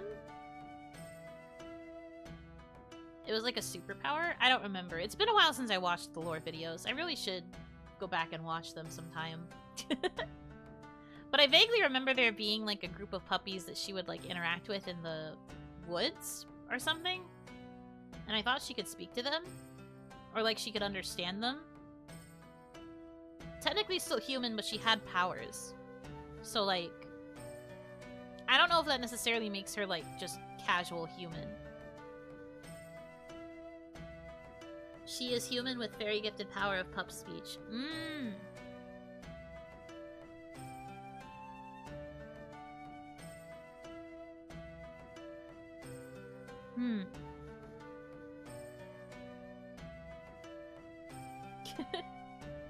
I mean, I still think that makes her different from, like, just ordinary human girl. Lette is pretty much just a human, right? I mean, I feel like Lette is kind of, like, on the level of, like, Yor from Spy Family, where she has the, like, really amazing assassin prowess, but just, like, doesn't use it anymore. She's, like, retired because she wants to focus on cooking. Same with Ron. Ron is a form of Grim Reaper, sort of. Because her lore is that when she kills people, or, like, I guess when she can, like, use her sword to turn a person's soul into a butterfly. And then she escorts those butterflies to the afterlife. So she has powers. She's kind of like a Grim Reaper type. That's just her job, right? Not her species? I suppose so. She's never outright said if she's non-human.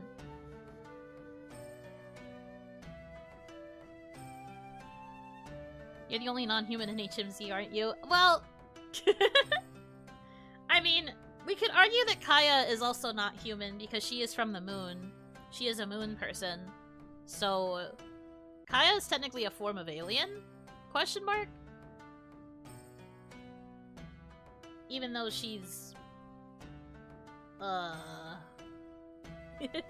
Even though she's also, like, technically a human, too. But, like, in terms of technicalities, Kaya would also be a non-human. The term you're looking for is Kaya is a lunatic.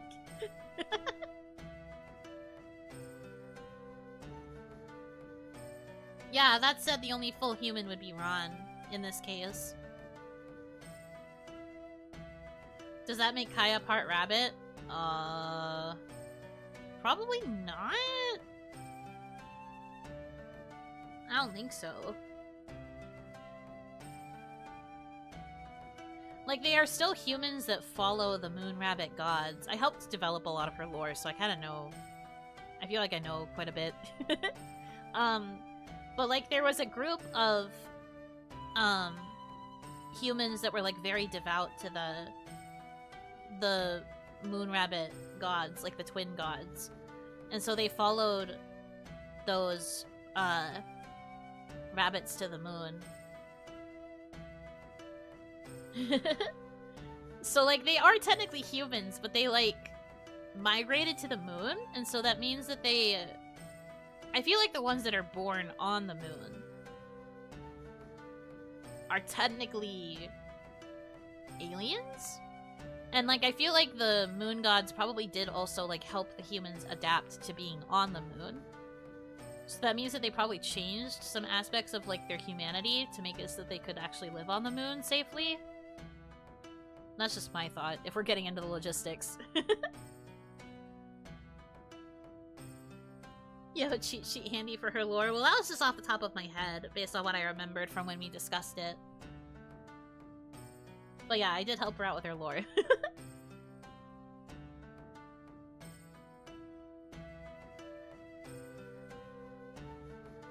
Yeah, it's something like that.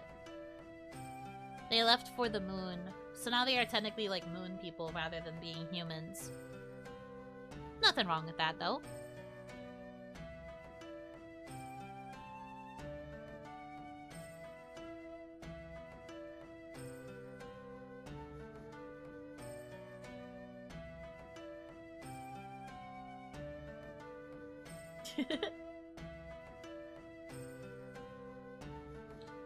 I don't watch VTubers outside of Kawaii. Do you feel you stick more or less to your lore than other VTubers?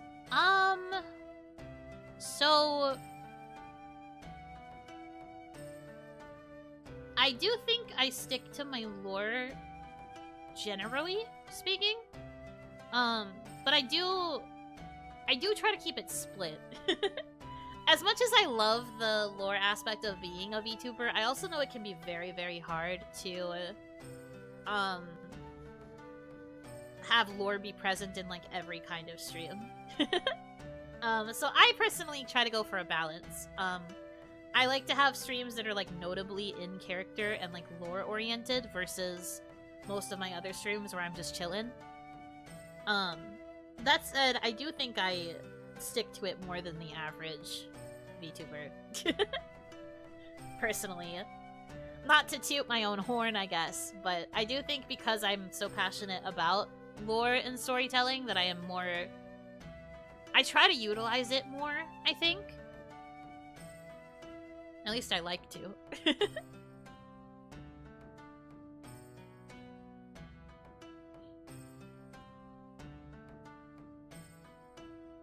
The tail streams are part of the lore. I mean, there's probably a way that I could make that work. You do at least learn information about me through the tail streams. Whoa, real anime girl. Yeah, I know, crazy, right? Whoa. Anime girl, real on screen. Whoa.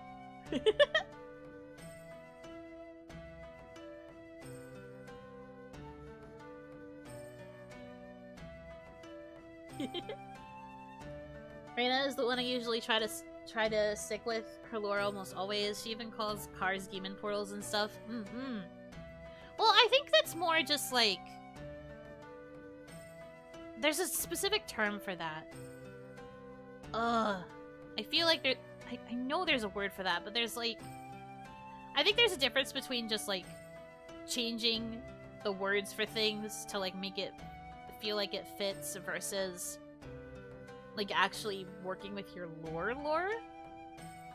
Because like, yeah, calling it demon portals does like fit within the realm of like her being a demon, but it's not necessarily a lore thing.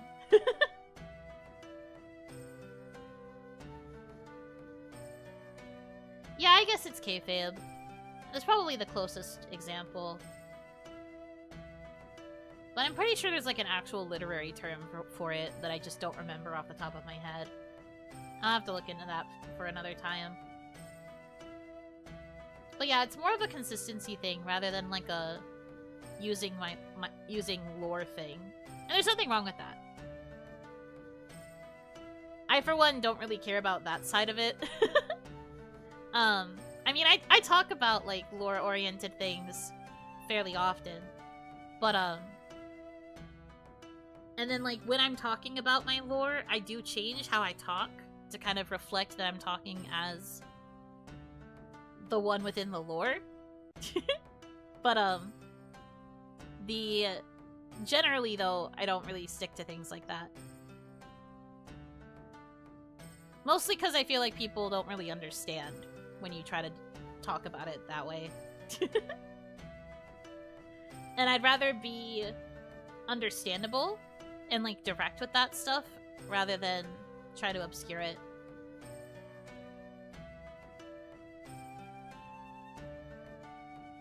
But that's just me. Again, there's nothing wrong with either perspective.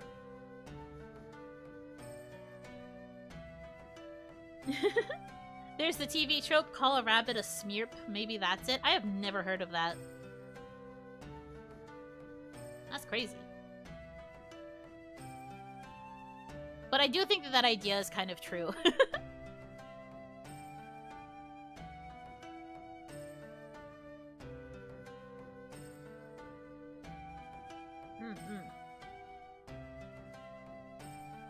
But yeah, I think that that's kind of different from, like, using your lore. That's kind of just, like, sticking to your established character setting or, like,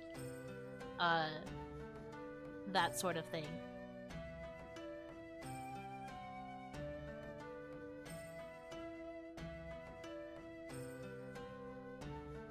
But I mean, I do also do stuff like that sometimes. So I get it. I don't do it as much, mostly because I do understand that some people don't always understand it. But I have also done similar things.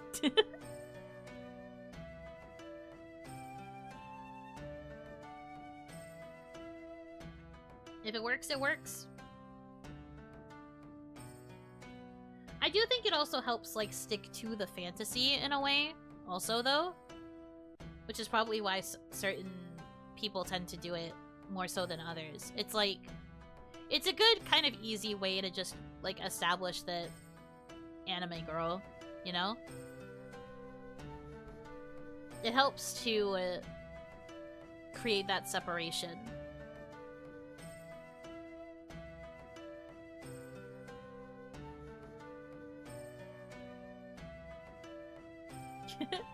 I just find lore funny when people try to piece things together, since people can always add more, making lores go crazy with more info.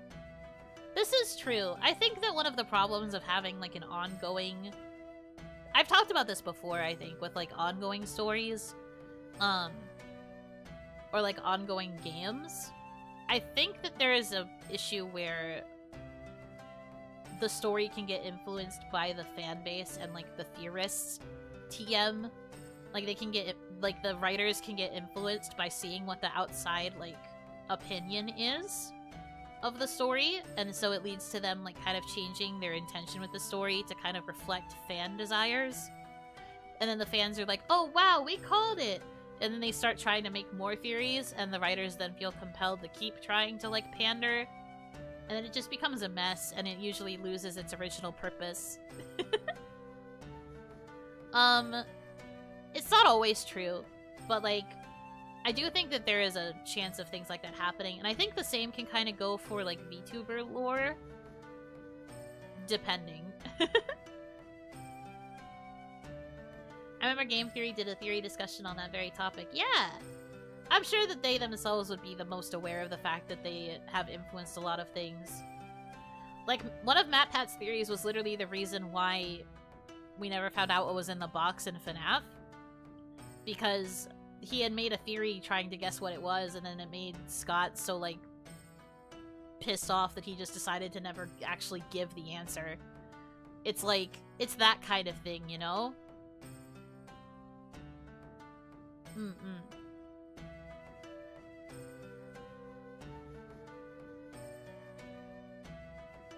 There are a lot of great examples of that where the creator starts to lose control over what they wanted the story to be in fear of them dropping it because it wasn't what the fans thought. Yeah. Exactly. There was this other... Right, Welcome Home. Welcome Home is this, like, online multimedia project that's, like... It's like a horror story about a fictional children's show that had, like, I think it was puppets. I'm pretty sure it was puppets. But it was, like, puppets that live in this, like, specific neighborhood. And it's, like, a multimedia project, right? So it has, like, voice clips from the show, like, audio clips. And then it has, like,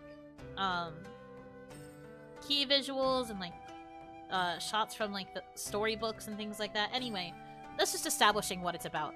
But the reason I'm talking about it is because the creator explicitly stated that they do not look at any fan content. They don't look at theories. They don't look at, like, most, if, like, not all fan content, because they do not want their vision for the story to be tainted by fan perception. They have, like, explicitly stated that they do not want to know about people's theories. They don't want to hear what people think is going to happen. They don't really want to hear about other people's headcanons. They want to focus on how they want to tell the story. Like, explicitly they have said this. And I think that that's a really cool line to draw, because that means that they really want to commit to their own vision, and they also kind of acknowledge that there is a chance that consuming too much of the fan content could lead to that intention being muddied by other people's interpretations.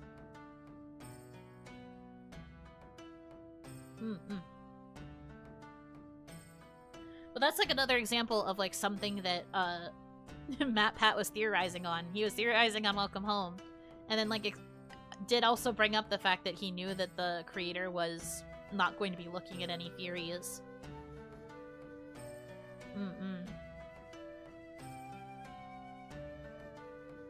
That is both very understandable, but in a way kind of sad that it has gotten to that point.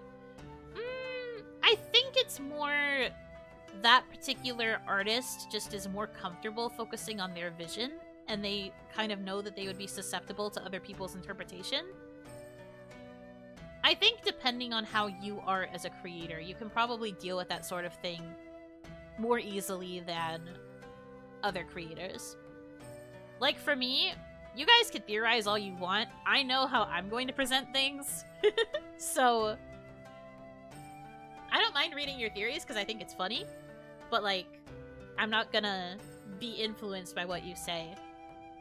Just besides like the idea of like the concepts that I use maybe. But I know how I would portray the story, like how I would want it to go. That part of it I wouldn't allow external factors to influence. But not every person can be like that. Some people would still be influenced by what they read. Or by like wanting to appease the fans.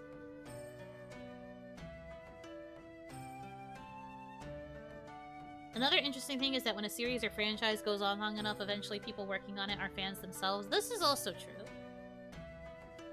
Very surreal concept to think about the fact that like people working on long-running shows might have been fans of it when they were growing up. I cannot imagine how the original creator is supposed to feel about that.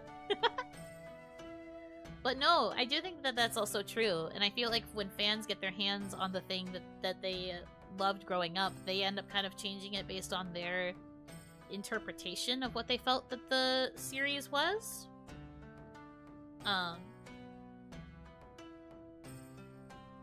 that's not necessarily a bad thing, but there is a chance that it's like kind of gonna stray from the original vision because of them having been a fan and having those specific thoughts.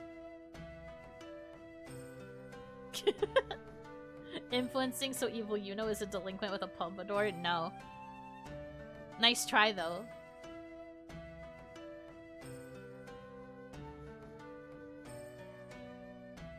That happened with Dragon Ball. The current artist made fan manga. Oh!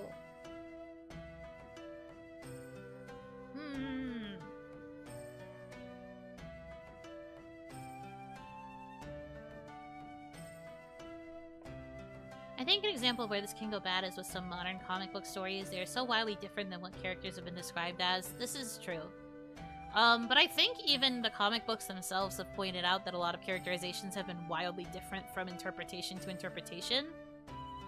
Something that, I mean, I don't know how true it is for like every series that ever exists ever, but I do know for a fact that most productions have what is known as a Bible. And this Bible is meant to be like the core of the story.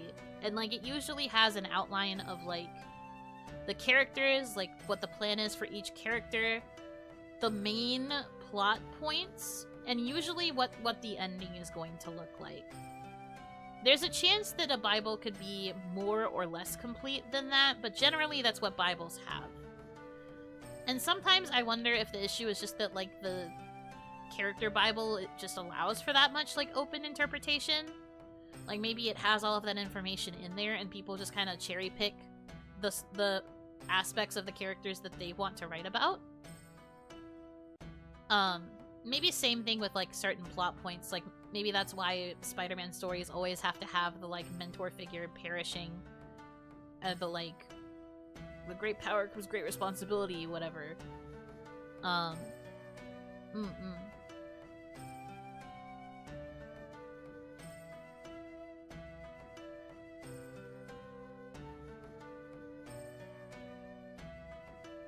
DC has a Batman Bible, and one rule is that Batman doesn't kill, but the director of Batman vs. Superman said he wanted to go against it. Yeah, that's kind of the thing. Because, like, even though the Bible exists and it's something that you generally are expected to follow, there will still be situations where people will be like, screw the Bible, I don't care. And then they'll try to do something different, and it's just like, bleh. I, for one, would want to stick to the series Bible as close as possible, for me personally. Like, if I was trusted to write something as big as, like, that sort of existing canon, I would want to stick to the Bible. Probably not beat for beat, but I would try to not deviate too much. Although I also know that things just evolve over time. Like, what you pitch initially as your series Bible is probably not going to stay the same after, like, a few years as you, like, work on developing the characters more. Even just yesterday, I saw on Twitter the pitch Bible for Ed, Edd and Eddy, the cartoon, and there were so many aspects about the characters that were just, like, not at all present in the actual show proper, because those were probably just things that got changed after it got approved, and then they had to, like, adjust it for broadcast.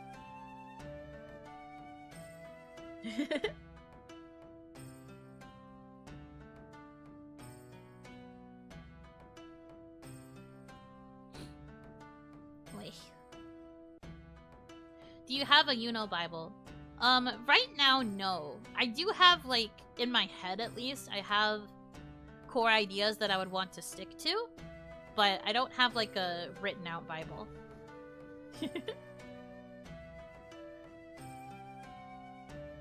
There's also instances of the Bible being rewritten when new producers or staff come in or when copyright holders change. That too. It can get very complicated very fast. Man, writing is too complicated. It doesn't have to be this complicated. It's just with, like, bigger productions and, like, more solid IP, like the comic book characters and, like, other, like, publicly broadcasted, like, shows and stuff. Those kind of have to be... they have to stick to a certain style and, like, a certain framework, because especially with, like, a series, consistency is important.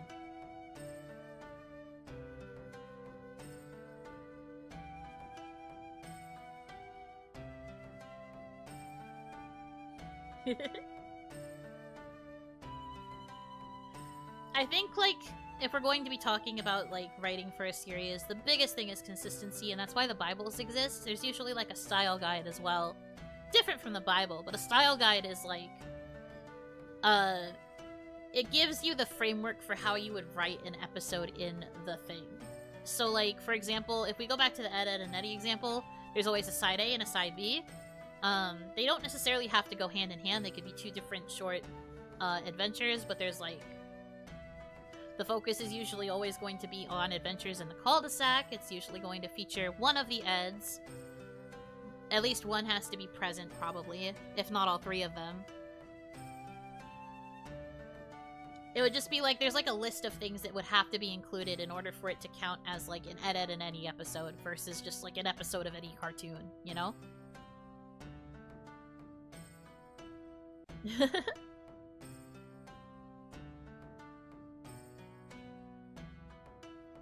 I guess your intro would be accounted for in a Yuno Bible, like, always say this? I think so. That's probably the closest thing so far. As much as I get clowned on for it at every possible opportunity. Even people outside of Kawaii are starting to know me for my intro, and I'm just like, why? Like, I was literally having a conversation with someone outside of Kawaii, like another VTuber, and they were like, I love your intro, it's so funny, and I'm just like, man, now I don't want to do it, crossing my arms and huffing. Well, now I don't want to. You know we would never clown on you for that? I don't know. I don't know about that one.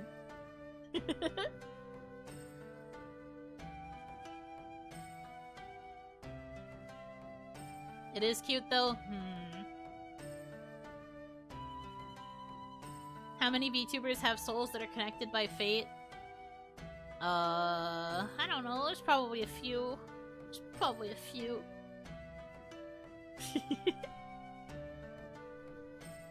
But no, I keep getting clowned on. At first it was just Isla-sama, and I was like, that's fine, it's Isla-sama. She can clown on me if she wants. But then, like, literally all of my kohai clown on me. Although I still think it was cute that Kohaku used it for voice acting practice. That was adorable. But, like... I guess that is one of the most, like, iconic things about, my established brand so far. Is the intro. The outro is a little bit less, consistent.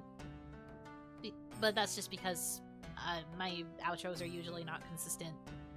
I either have shit to say during them, or I just forget the order of things. So it's fine. But with the intro at least, I try to do it in the same way every time, for consistency. Alright, you watch that? Well, yeah! I watch my kohai. I watch other people in Kawaii.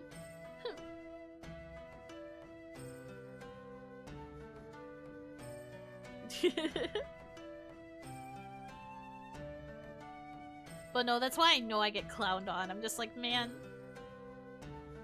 I have more than just my intro, I promise.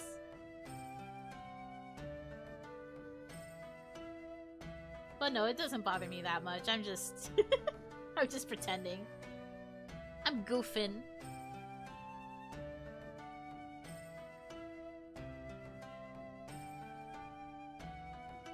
It's nice you're a good sport about it. I try to be. It's mostly because I can tell the teasing is not mean-spirited. I think if it came across as more mean-spirited, I would be like, it's over. I am never saying my intro ever again. But, at least when it comes to the other girls in Kawaii, I don't think it is mean-spirited. So, I am all good there. I am wary when it comes to other people, though. I'm just, like, narrowing my eyes, like, are you trying to say because you actually like it, or is this your way of making fun of it? It's hard to tell.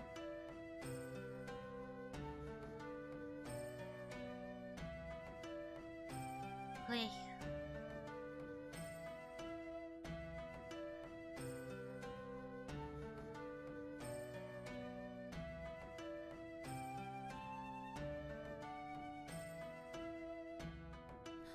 An offering. Thank you so much. Did you know today is a nice day? Thank you. $9. I see what the goal was. I see. Oh, this makes the number nice on the March goal too. 9191.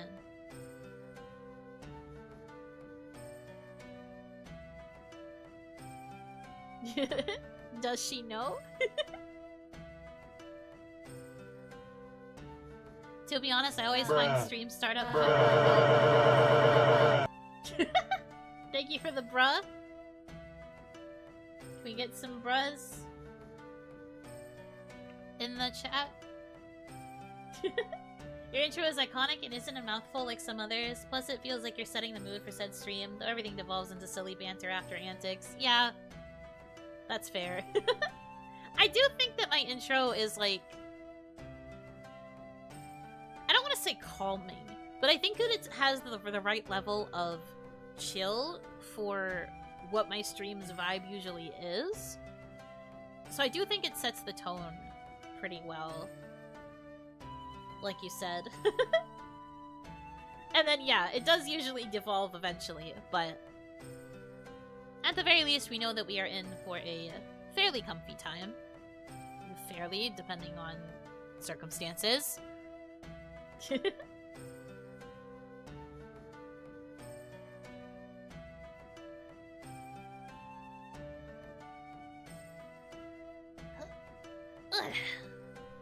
Oops, hit my mic, sorry. I went to stretch and I hit my mic stand. Oopsies. Oh yeah, thank you for the donation. Your intro absolutely sets the mood depending on how you deliver it. I try to be consistent with how I deliver it usually, although depending on the stream, I do intentionally change it up to like change the vibes. I do try to change it up because I think it's fun. Like I think during detention I was like, oh Hanaki, did you know our souls are connected by fate? Or like something like that. I don't remember if I did like scared or if I was crying, but I'm pretty sure I did change it for detention. And then like on days where I'm more like exasperated or like tired of what I'm doing, I'm just like, oh Hanaki, did you know that our souls are connected by fate? Like I try to be very like dead inside.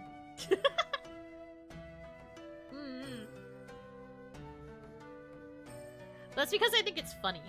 Like that's one of the benefits of having a consistent intro, I guess, is that you can change it up and like it adds to the bit. The overall bit of the stream. I like it. It's very silly. But generally, if it's just like an ordinary stream, I try to keep the delivery fairly consistent.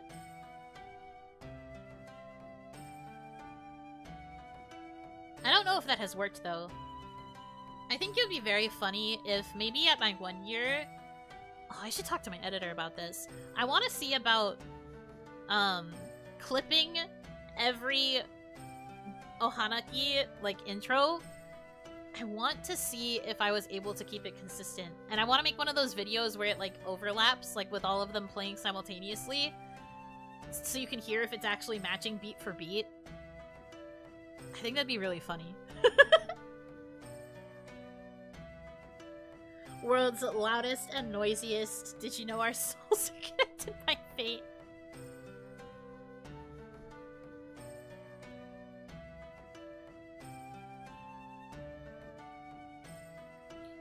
That's a cool idea.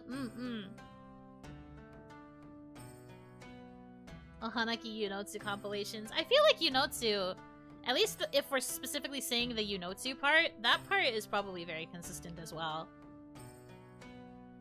Are you willing to listen to your intro that many times though? No, that's why I want my editor to do it, because I don't want to listen to it. But luckily, my editor has more patience listening to my voice than I do, because they, for some reason, they like listening to me talk. Weirdo. So, maybe I will ask them to work on something like that. But that'll be closer to the 1 year. We have to make it to the 6 months first.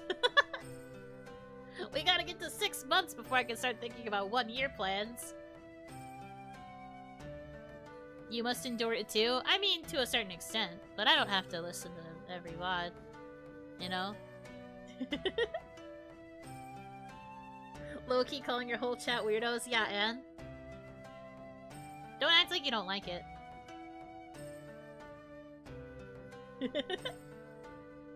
Do one of those where they're all pitch shifted to have one word be exactly the same, like every intro syncs up at fate. That could be fun. Editor after hearing the 600th Ohanaki. Yeah, true. You're not supposed to know that. The thing is, though, I do. You guys are sitting here telling me every single one of your weaknesses. You think I'm not gonna call you out for it? Don't be silly.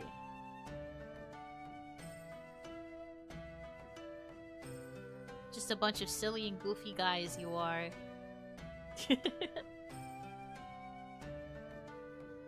Oh, I'm weak to fire type. Are you a grass type or are you a bug type? I guess you could also be steel. Which type are you?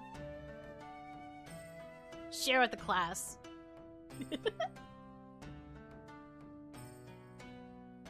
Are we sure you aren't already the evil Yuno? No, I'm not evil. I'm just a good and cute girl. Simple as. Or ice, that's also true. Why were grass and bug your first thoughts? My profile pic is literally gray. That's true. But like, I don't know. My instinct was like the triangle chart of like the starters, so I was like, oh, grass type. And then I was like, I guess it could also be bug. There are a lot of things that are weak to fire. I'm sorry I didn't narrow it down.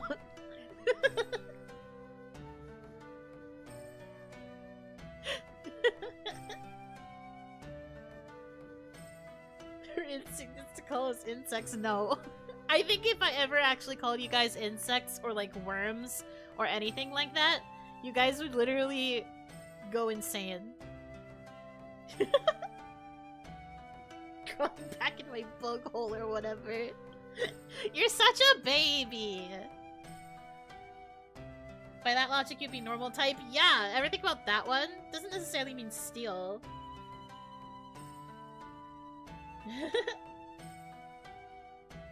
That'd be about 134 videos the editor would need to watch. Oh, well, if we're talking about doing it for the 1 year, though, double it. Because we're about to hit the 6 months. So it would be more like 268. Ah, shit, guys, I need to do one more stream. I want the 1 year stream to be 269. Ah, shit. And I gotta plan that. Oh god, okay. I gotta make sure I can do it like that.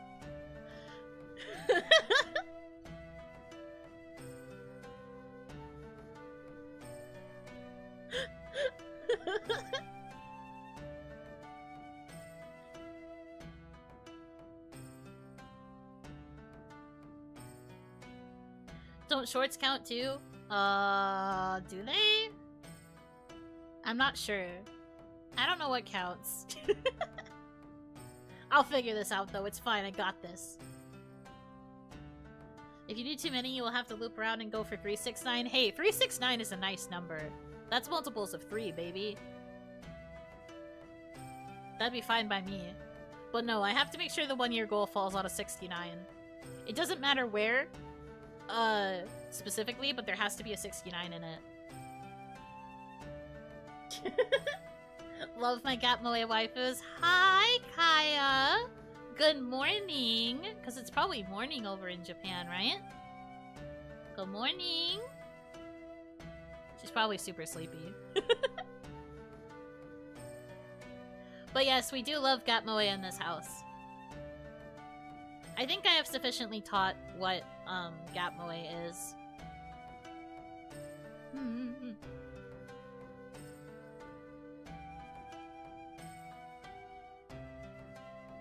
Yeah, guys, she's here! Surprisingly. Good morning, sleepyhead. I don't know what you're getting up to in Japan today, but I hope you have fun. I miss you. I hope you come back soon.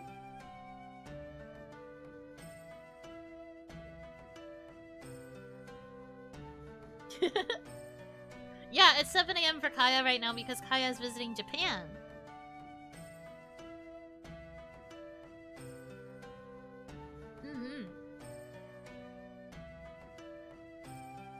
I'm going to Kyoto today to get Ron's Real Akuma stuff. Oh! Exciting! She's going to be so hype. Have fun in Kyoto!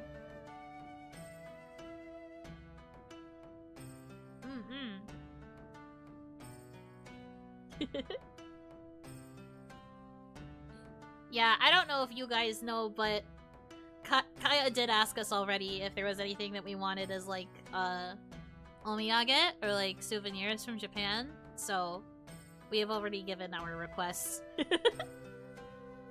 Ask for something? I don't have to! She already knows what I want.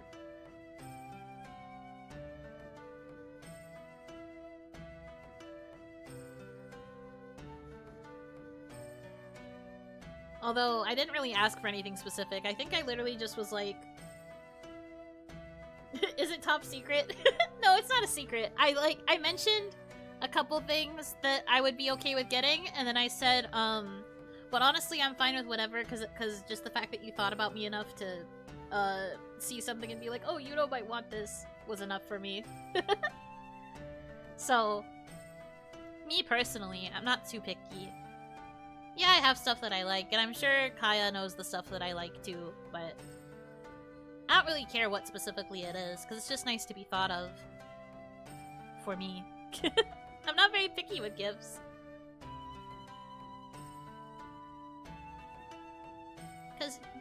from me, it's more just knowing that people thought about me. Getting her a bag of beans. I will take it and I will literally beat you up with it. I will smack you. Don't say based! That's not based!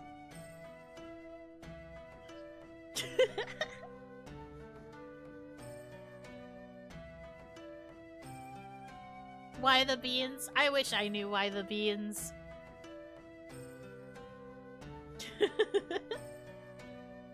Man. Her ankle's so hard. What do you mean ankle? I'm not that short. At least get her a temari. Ooh. I mean, I already have the 2 fans from, the Damadachi for my birthday. I'd always take more. Stop pointing and laughing. You can't hold my comment about grass or bug type that much in contempt. I'll make you a bean shooter. Hell yeah, dude. I'm looking for a fan for you. Ooh, you might be able to find a really pretty one in Kyoto, actually.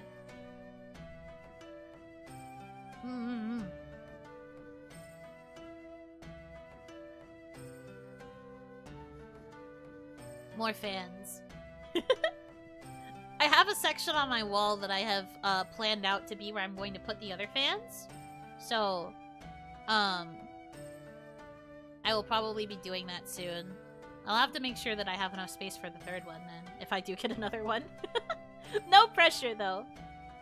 Like I said, as long as it was something that you think I would like, I don't mind. Forgot to ask, are you allowed to show a picture of what the fans looked like? Oh, I never took the picture, actually. Thank you for reminding me. I totally forgot. Are you gonna be on your wall? Yeah! I wanted to hang them up so that way I could always see them. There's a spot, like, right behind my computer that's, like, plain white wall because I took down another poster that I don't care about anymore. But there's, like, this big space now. So I was thinking about putting the fans there. I have to get proper hooks and stuff, though, so I think I need to get, like, command hooks or something. And then I can, like, spread the fans out and hang them up. But thank you for reminding me. I really should take a picture of the fans. And of the chicken plushie. The fried chicken plush that I still keep on my bed.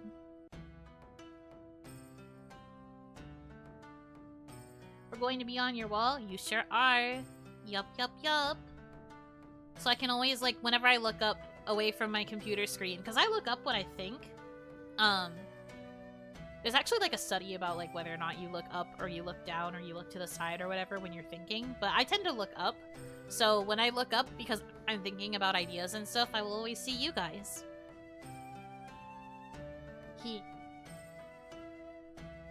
Because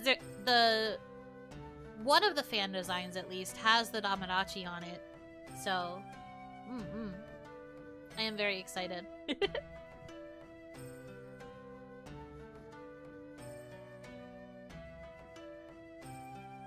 What if you close your eyes to think? I'm not sure if that has any specific meaning to it. I have heard it has to do with looking away to refocus your thoughts. Yeah. It was something that we would talk about during some of the writing classes I took. Because we would do, like, thinking exercises where we would have to think of scenes in our heads and then write them down later. But whenever people were, like, envisioning stuff in their heads, we would always, like, make little comments about which way everybody was looking when it came to thinking. What were the meanings of the different ways of looking? Let me see if I can find them again. It's been a while since I thought about it.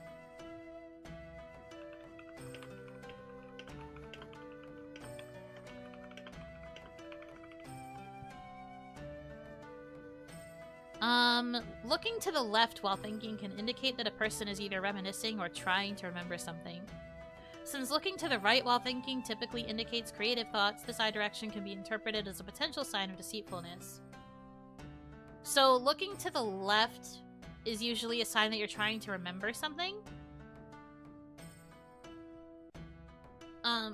Which I do think is true. A lot of times if we were looking to the left when doing our writing exercises, it's because we were drawing from personal experience of like things that we recalled. And then if you look to the right, that's more like you like imagining something. I have to remember if the difference between looking up and looking down.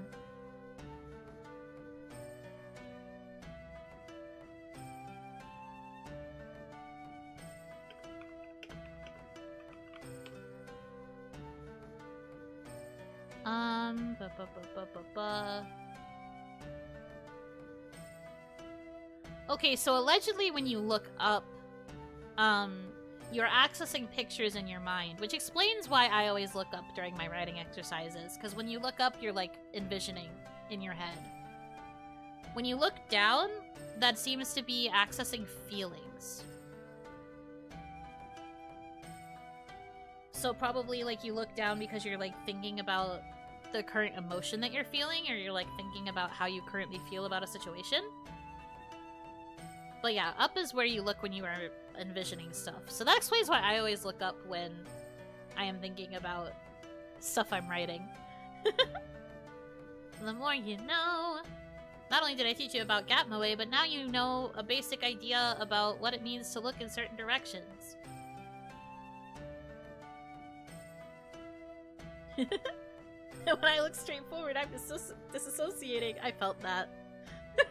I felt that one. Okay.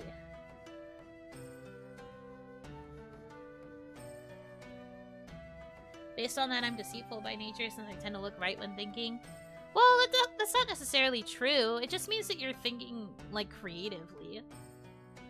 One could assume that it could be related to lying because you are creating something new, but... So closing your eyes means no thoughts, head empty. I want to see if there's something. You close your eyes to think. Closing the eyes is considered to prevent visual information from interfering and increasing cognitive resources. Therefore, the present study indicates that creative thinking is modulated by the amount of cognitive resources that are available when performing a task. Oh! Okay. So when you close your eyes to think, it's basically saying that you need to shut out distracting things. It's the idea that, like, if you keep your eyes open, you would get distracted by other things you could see. Because, you know, if you limit one sense, that makes your other senses heighten more. So maybe the instinct to close your eyes is to make sure that you're not distracted by stuff. So I'm too smart. It's more that you're very easily distracted. Easily distracted, so you have to close your eyes so you can focus. That's true, though. It is very much a head too full scenario. Head too full. Gotta narrow it down. Gotta sort what's in the brain.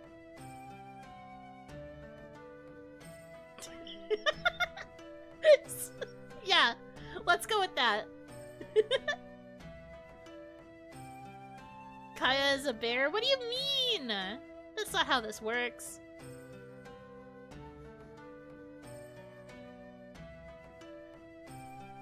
Anyway, the more you know, part 3, I guess, because we have technically learned about gap MOE, we have learned about directions, and we've learned about closing your eyes when you think. We've learned 3 things today. That's crazy. The more you know.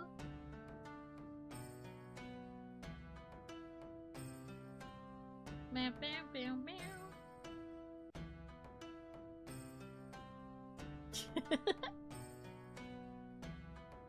Not the name pun.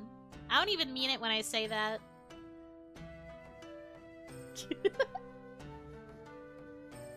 Who is the most gap MOE in Kawaii? Oh, that's a hard question. Who is the most gap MOE in Kawaii?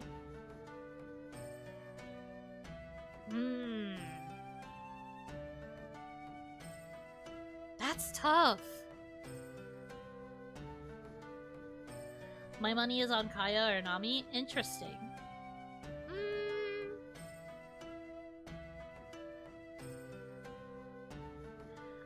Kaya does have elements of Gap Moe, but she's also very much a what you see is what you get type of person. Tomoe comes to mind. Well, when it comes to Tomoe, the gap is just because her model is really cool, but she has always been very sweet and very dorky. Again, the example I used with Tomoe was the fact that she's like sweet and cute and dorky, but then she has that like killer singing voice. I do think that that's pretty Gap Moe. Isla-sama... Isla-sama is very much a what you see is what you get kind of person too. I don't think she is particularly Gap Moe. Though she does have moments of being surprisingly sweet. That could be considered Gap Moe. Nami.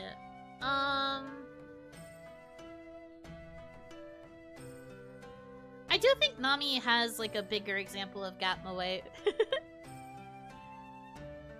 She comes off as a little bit intimidating to some people. I noticed that the Kohai felt that way. I watched Hiyori and Mamie do their tier lists, and I know that they were ranking Nami as like intimidating and like kind of scary, kind of powerful. But like for me at least, whenever I talk to Nami, she has been very soft. I've never been that scared of her. Granted, I think Nami and I get along because we have a lot of the same interests, so maybe we just naturally vibe well. But like, to me, I think that Nami has a very sweet side. She has been nothing but like sweet and cute when we talk, so that's my thought anyway. Cried at Nami for 2 weeks, can confirm. I'm sorry. I knew about it too. I knew. Because Kaya would DM me to be like, you know, I talked to Nami, and I'd just be like, just talk to her. And she's like, Zah! So I knew about all that. Everyone calling Nami intimidating is funny. I've never really, like, okay, I was a bit shy to talk to her, but I wasn't fully intimidated, I don't think. And I've definitely gotten better at it now because we've talked about our similar interests. That ice has been broken. So now I don't think she's very intimidating. Like, I think she DM'd me pretty soon after my debut. Like, still in the middle of the relay, even. But she, like, DM'd me around then and was, like, talking about, our mutual interests even then, so I was like, yay, friend.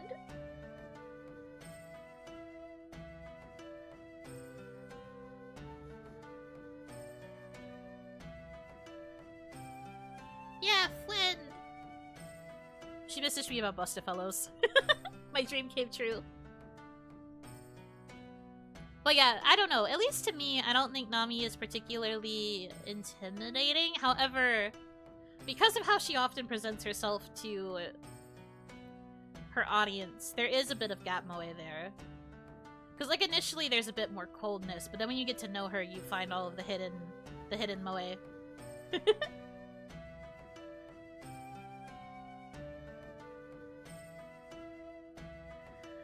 She doesn't have a Gap Moe, but more of an intimidating fact. I think so, yeah.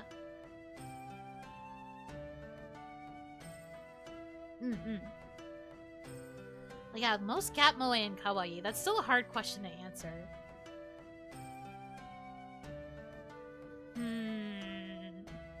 Because the problem is that I think a lot of the Kawaii girls are very much what you see is what you get. I don't really think there's been a lot of situations where Gap would make itself known.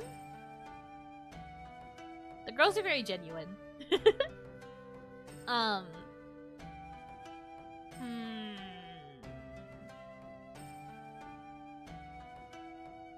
I guess, like, maybe a good example would be the fact that Shiicho has this, like, very cute and Genki and, like, sunny persona, but then also loves, like, horror and, like, shooting games and stuff.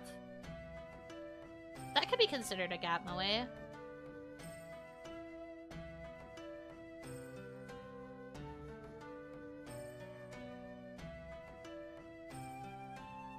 And that would also probably be seen as interesting to some people.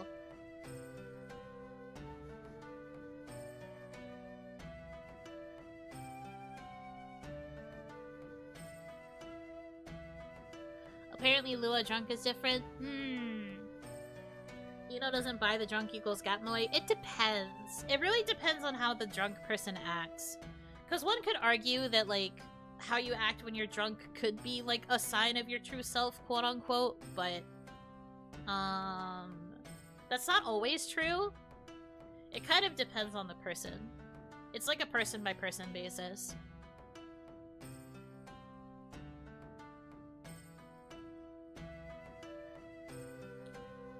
Off work and starting drive home and Yuno is still streaming. I am! I don't know, I'm just feeling particularly chatty today, I guess, so I'm going for a little bit longer. We ramble. We go. Well, I probably can't ramble for too much longer, though, because I'm gonna have to deal with food eventually. Just not right now.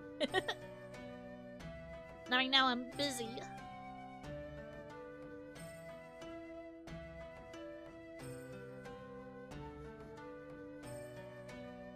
Your health, too. This is also true, but I'm okay right now.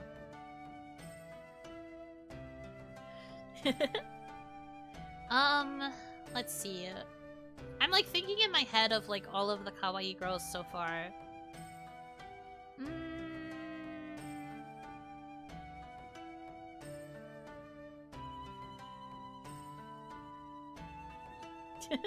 Kaya def isn't gap moe. I think she has elements to her that could be gap moe, but I think she's mostly genuine on stream. There are like facades, there are like facets of her. I was about to say facades, it's not the right word. There are facets of her that you guys may not have seen much of. I guess maybe members might have seen it, but I think she's very much a what you see is what you get type of person. I think Ron is the same. For me, I was surprised that Ron had that like dorky side to her initially because I had thought the model was would represent someone way more serious. This goes back to how models often have like a preconceived bias when you first look at them, and then they are piloted, and you're like, oh, I see.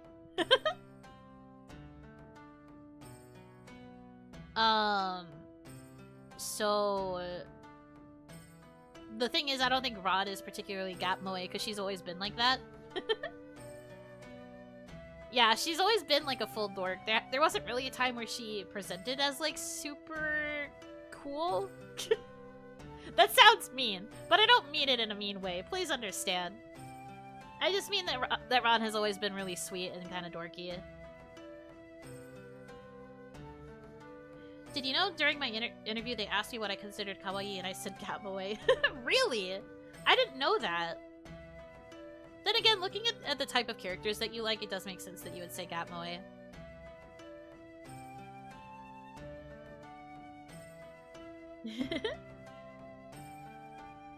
Don't say Hanamizuki drama. We don't need that right now.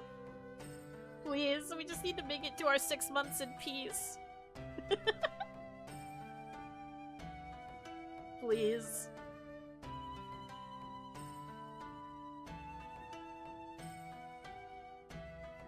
I can't remember a lot of my interview. I'm trying to see. I don't think they asked me a question like that.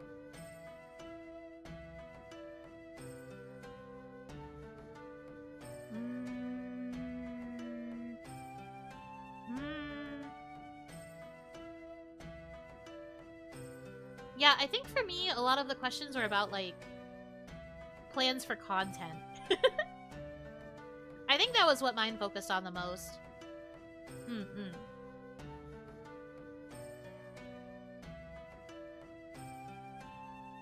They asked you what you considered production. That would have been hilarious if so. I thought Ron was cool and kudere. Right! Like, that's the first perception you get because of that model. And you think that she's gonna be like a super cool person, and then you meet her and she's just like the sweetest but also the dorkiest person ever, and you're just like, oh man. I see. So, like, in terms of how you expect the model to be used, Gap Moe. But because that's how Ron always acts, I think it would be more Gap Moe if she was able to have that more, like, serious side to her. That, like, borderline kudere nature.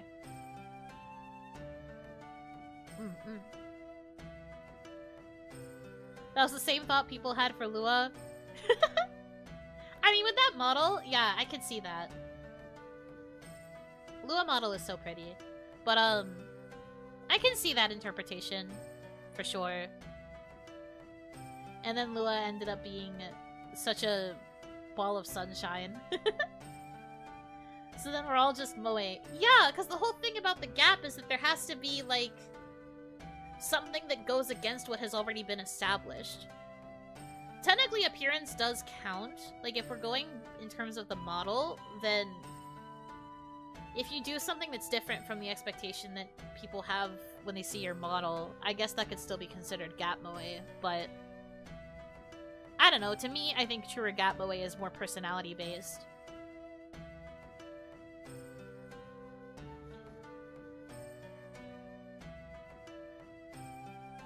I think so far the only gaps would be Nami and Shia bit. And I think for Ephemera, it's a bit too early to figure out if they have a lot of gap.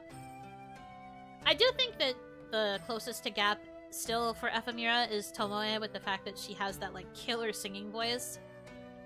Even though she's so, like, sweet and dorky on her streams. But I think that might be, like, the closest example. I don't know. And, like, the thing is, it's so hard to, like, figure it out, because I can't, like, ask the girls, hey, what's your Gap Moe trait? Like, that's not really something I can just ask. Because figuring out your own Gap Moe is hard to judge.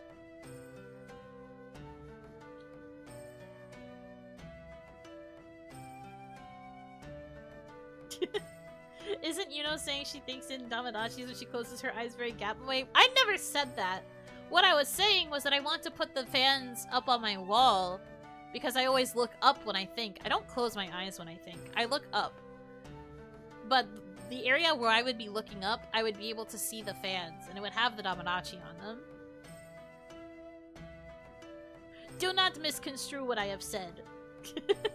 If you're going to talk about it being Gap Moe, at least get it right.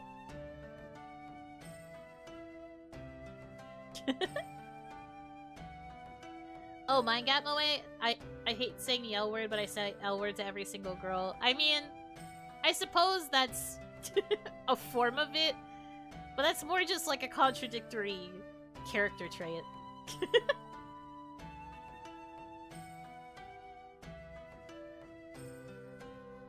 I don't know if that's Gap Moe. It just means that you feel love and affection towards girls specifically. Also, that's not true. You don't say it to every single girl, because you never say that to me. How dare you lie?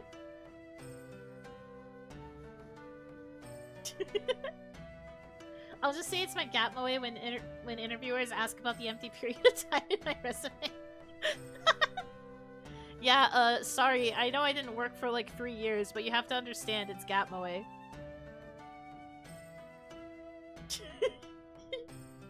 You're all right. Okay, Charlotte. Okay, Charlotte. Man.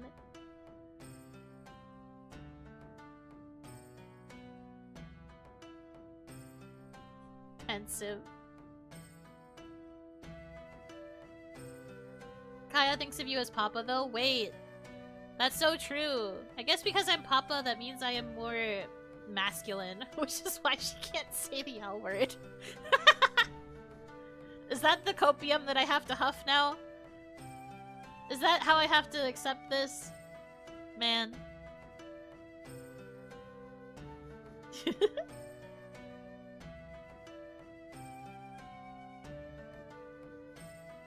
She capitalized the L and all right, though. Yeah, that's part of the joke, because that's how she's justifying it as the L word. Man. Coping hard, huh? Shut up! Man!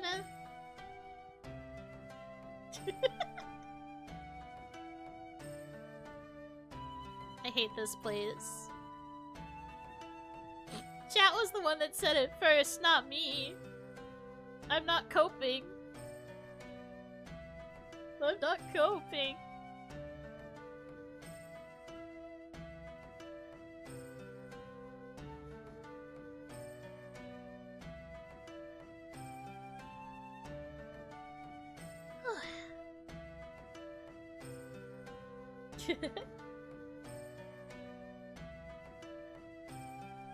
Are you planning something special for your 20th OniMon? I was thinking about that earlier, actually, because I was looking at the title and I realized that we're on the 19th one, and I was like, oh man, 20th OniMon. I don't know what I would do though. Like, it would either have to be like a really special topic that I wouldn't normally talk about, or I'd have to do something else to make it really special.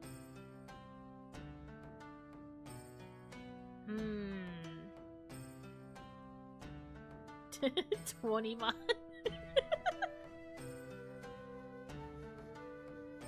Twentieth OniMon is the mythic Oni son. No. No. Stop. I have plans on Sunday. I can't.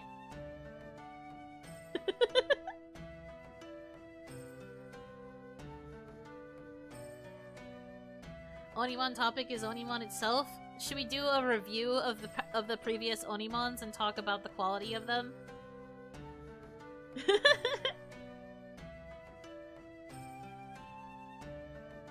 All the things we have learned from the previous OniMon. We need Oni Fry. No, you don't.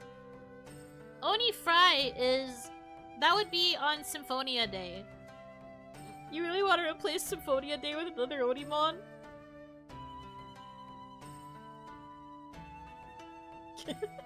Rate how on topic you stayed for each of them. It's so over. It's over and done before it even began. I was told most anime girl fans have BL collections. Is this true? I don't know anime fans IRL. I personally don't have a BL collection in terms of like manga. I do read a lot of BL like online, but I don't have a collection of physical manga. Ironically, I think I have more Yuri manga than I do BL in terms of like physical copies.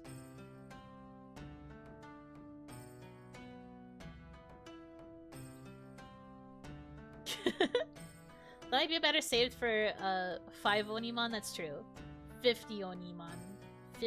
50 Oni. Yeah. True.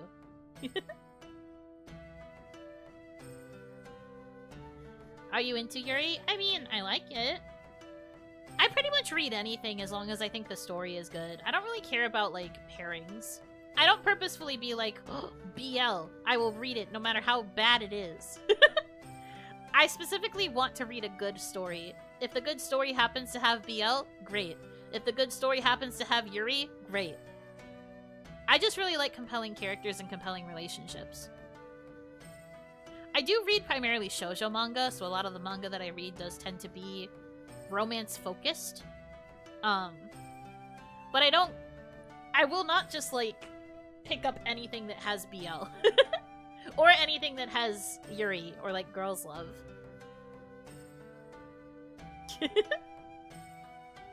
I've actually never watched Beastars, or read it. So I don't know. I don't know about that one. Never watched it. But yeah, like, most of the manga that I have physical copies of was back when... Well, ironically, a lot of the manga I have now are, like, less romance-focused, so I basically just made myself out to be a liar. But, most of the manga I have are just, like, complete series of, like, things that I really liked. Like, I have a lot of the Higurashi manga.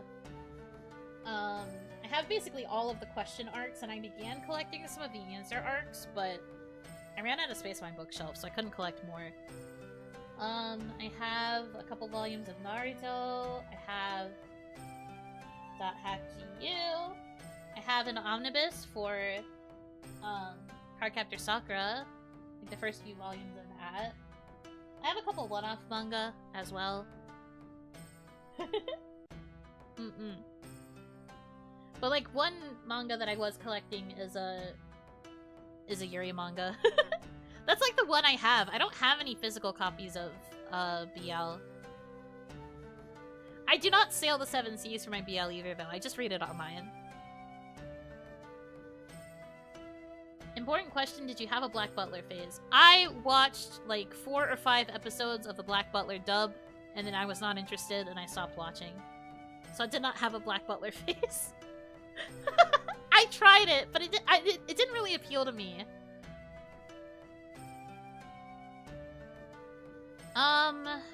What was the... I had like... What was the other one that I had a phase with? No, so dramatic. I don't know, it didn't appeal to me. Maybe it was because I watched it in dub, but like, it just did not. It didn't appeal to me at all. One of my other friends was like super obsessed with Black Butler though, so I think that obsession just got passed off to like other people in my friend group and it just never carried to me.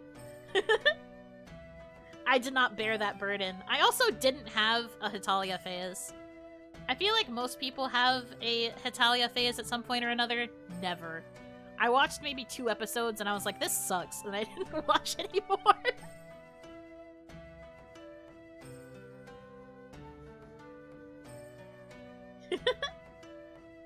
Tomoe!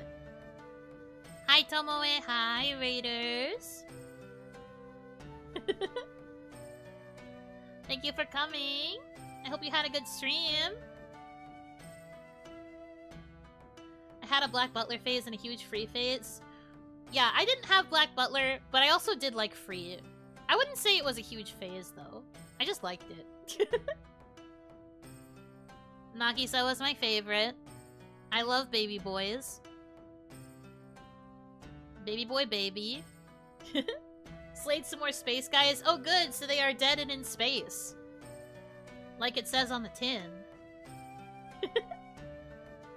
No Hetalia, Isla-sama in shambles. Yeah, she did actually ask me if I had a Hetalia phase. I did not.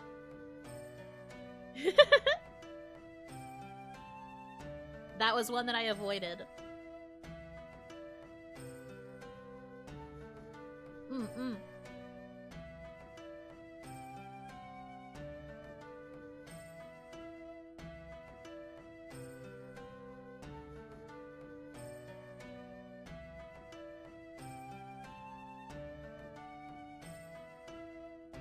Homestuck? Yes, I had a Homestuck phase. That is where my sin truly lies. I read through all of Homestuck in order to catch up to the part that people were most excited about, which was the part with the trolls. I read through all of it to get to the part with the trolls. All of it. And then I kept up with it for a very long time. I kind of fell off when the epilogues started. I tried to get back into it around then, but the epilogues were very long. I had a Homestuck phase because all my friends were into it, didn't understand. Yeah, that's what happened to me too. I had a friend who was like insistent that I try to read Homestuck, so I did try. Very big time sink. I didn't know there was a part of Homestuck that didn't have trolls. Yeah, I read it from the beginning, because everyone was like, you have to read it from the beginning to understand the part with the trolls, so I was like, okay. And then it turns out I did actually like the human kids a lot more than I liked the trolls. The trolls were okay, but I was actually more compelled by the human kids. The OG kids. When they went to the like parallel kids, I didn't really care about those. The trolls are the most famous thing. I think it's because of the more obnoxious typing quirks. And then also the... What's it called? The more obnoxious typing quirks, and I think also because of the whole, like, gray paint thing. Like, the fact that people would use gray body paint so that they could cosplay the trolls. There's that one infamous story of the person who, like, did it completely wrong and they, like, stained their skin. I think that's why they ended up the most famous. Which is kind of a bummer, because to me, at least, I do think that, like, Homestuck had other really good aspects that were quite funny. Something, I don't know if many people know this, but Homestuck was intended to just be, like, a silly... I don't know if it was meant to be parody, necessarily, but it was meant to be very, very silly. It started taking itself a bit more seriously the longer it went on, which is fine, but... It's like, it's a comedy, first and foremost. I was actually just telling a friend the other day, but I was explaining to him that, like, one of the biggest running jokes that was, like, utilized a lot in Homestuck was Betty Crocker being an evil conglomerate organization that was, like, monopolizing the baking industry. Like, truly the most abstract, weird thing to make a joke about, but one of the characters was, like, literally meant to be the future Betty Crocker and, like, take over, and, like, it was meant to be, like, a front for this, like, evil, like, world-controlling conglomerate thing. And there was just this vendetta against all things Betty Crocker, and how Betty Crocker was, like, infiltrating every facet of, like, not just the baking industry, but, like, the rest of society. And it was so stupid that they literally had a character who went on to become, like, the actual Betty Crocker with, like, intentions of being evil. Like, she became evil just because she took over and, like, made Betty Crocker as, like, the corporation. It's so stupid! You have to understand, Homestuck was, like... Homestuck was in an era where it made sense to, like, have the most nonsensical jokes like that. I am so surprised to this day that Andrew Hussey never got shit for basically flanderizing Betty Crocker like that. Maybe because it was so abstract, they were just like, whatever, as if people are going to actually believe this. But no, like that whole bit is, like, focused on the human kids. It doesn't even really have much to do with the trolls. Well, okay. The trolls do kind of get involved a little bit. But, like, that whole bit is more focused on, like, the human kids, because one of the human kids is the one who goes on to become the not Betty Crocker. But, like, it's so funny. I really do think Homestuck, as long as it is, it's just, like... During the time, it was definitely worth the read. I don't know if I could say the same now. I do think it might be a little bit dated. It was a bit dated even when I read it then. Oh, thank you for the super chat! Happy to see you're feeling better. I do feel better, yeah! Yeah! What was I saying, though? Right, I don't think it holds up very well now. I think if someone, like, didn't know anything about Homestuck and tried to read it now, it might feel a little bit dated. It was dated even when I read it. And I will say it's a lot to read. Like, I don't think it would be possible to ever do, like, a full reading of Homestuck, because Homestuck is just so damn long. And there's, like, a lot that you have to read because there's, like, supplemental materials, there's, like, chat logs. Those are usually the things that take the longest to read. And then there's, like, a whole, like, secondary comic you have to read in order to get more context on Homestuck. And they will, like, actually... There's actually a point in Homestuck where they force you. And they're like, have you read this before? And then, like, if you say no, they're like, okay. And then they send you to the other comic. And you have to read through that entire comic to better understand Homestuck. And you can't go back to Homestuck until you finish that one.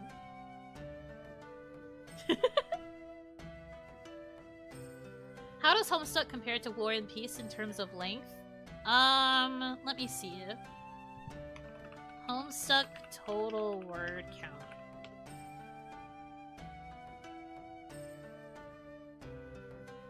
Here's the count for 2023.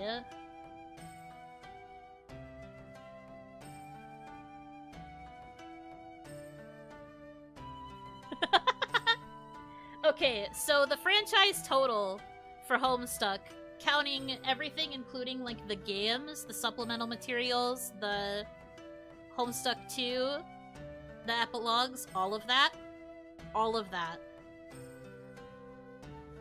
is 1,633,607 words, give or take. If we compare that to the word count for War and Peace, that is anywhere from 560,000 to 587,000. And then if we compare it to Dune,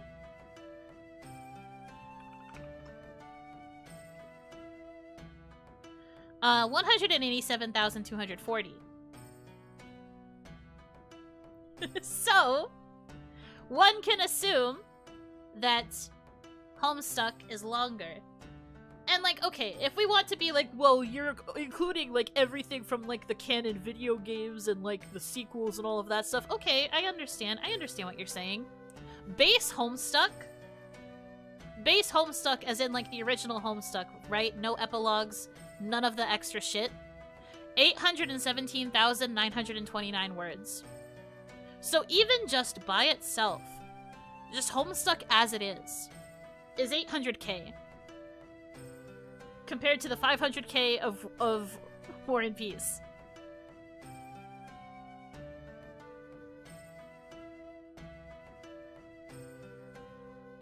Listen. Homestuck is long as hell.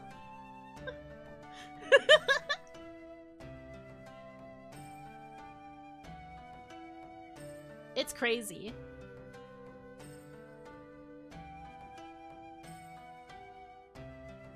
I love how I can hear the passion in your voice about Homestuck right now. Like, I feel like, at least for me, this should be considered an accomplishment that I was able to read something that long. And this was like when I was still in school and stuff too. Like, I was dedicated, man. I was reading that consistently. Granted, I think I first started reading it during summer vacation, so I had a bit more free time to, like, start it and catch up, but, like, I caught up. Like, I was there. I was in the trenches, man.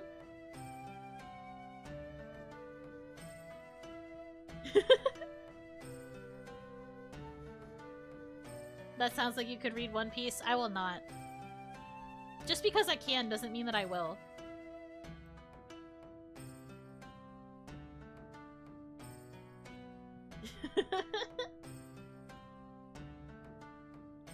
I'm glad I never got into it. It's a lot. The whole point of this basically is that it would be a big commitment to read it, right? However, like, reading it during the time that I did, it was very worthwhile. I was so passionate about, well, I don't know if I was necessarily passionate about Homestuck, but, like, I invested a lot of time into it, and I was, like, pretty involved in the fandom in some capacity. I did a lot of Homestuck roleplaying. I roleplayed as some of the characters. I even did some, like, other stuff for the fandom, too. I was about to say it, but I realized that there would be a chance that some of it might still be online, and, I'm not risking that. I ain't risking all that. So, I won't go into detail about that stuff, but, yeah.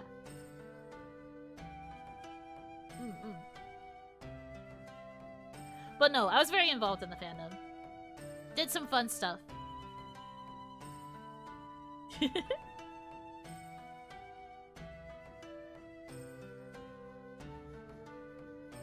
But I think it is like a product of its time, and I don't necessarily recommend people getting into it currently. There are like novelizations that cut out a lot of the like nonsense, perhaps, that might be more palatable. But I don't think that's the same experience.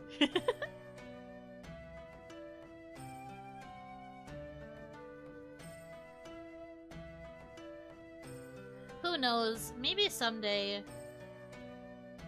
there will be like a more proper way to consume it all in a condensed format.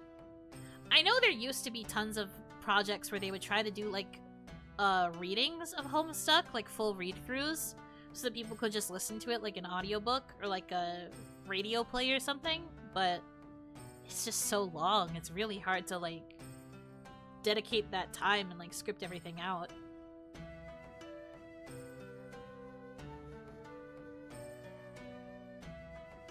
The modern equivalent is getting really into Danganronpa. I don't know about that.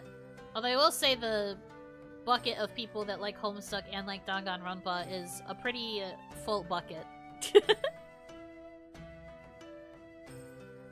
I do think there is some crossover of interest, but I don't know if it's necessarily the same thing. I think Homestuck is just so incomparable to a lot of things. You could do a dramatic reading of it for members. Do you want me to die? I think I would pass away before I even got through Act 3. For reference, the trolls don't come in until Act 7. That was the arc that made Homestuck famous. Act 7. There were 6 full acts before you get to the trolls. Well, okay, you see the trolls a little bit in like the acts previous, but you don't really get like full detail of the trolls. You don't get full troll POV and like understanding of who the trolls are until Act 7.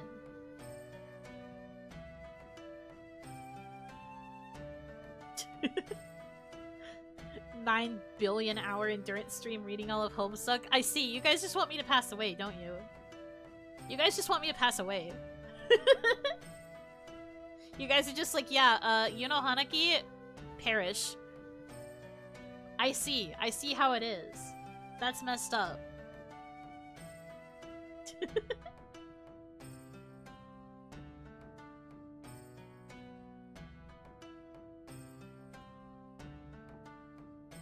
Man.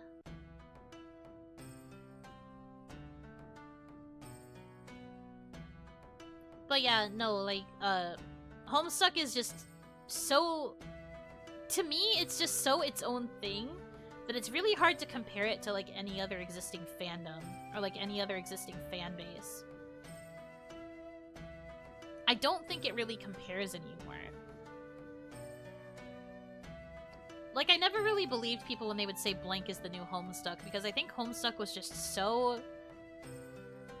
It's just so its own thing. I really can't compare it to anything else. Like, it's an online webcomic, kind of, so I guess, like, a really long, ongoing webcomic would be the closest comparison, maybe? But even then, it just has so much to it. We're just looking out for your content and its quality. Yeah, the real quality of me sitting and live reading all of Homestuck to you and having to come up with voices for, like, 30-plus characters by myself? Real quality content there.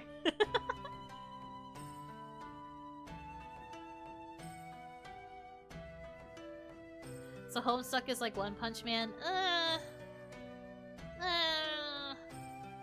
Now we're reaching. Now we are in the weeds. We have entered the weeds with that one.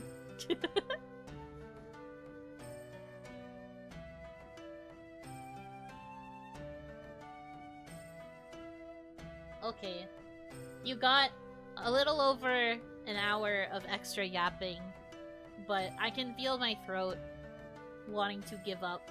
So, I am unfortunately going to have to stop my yapping here.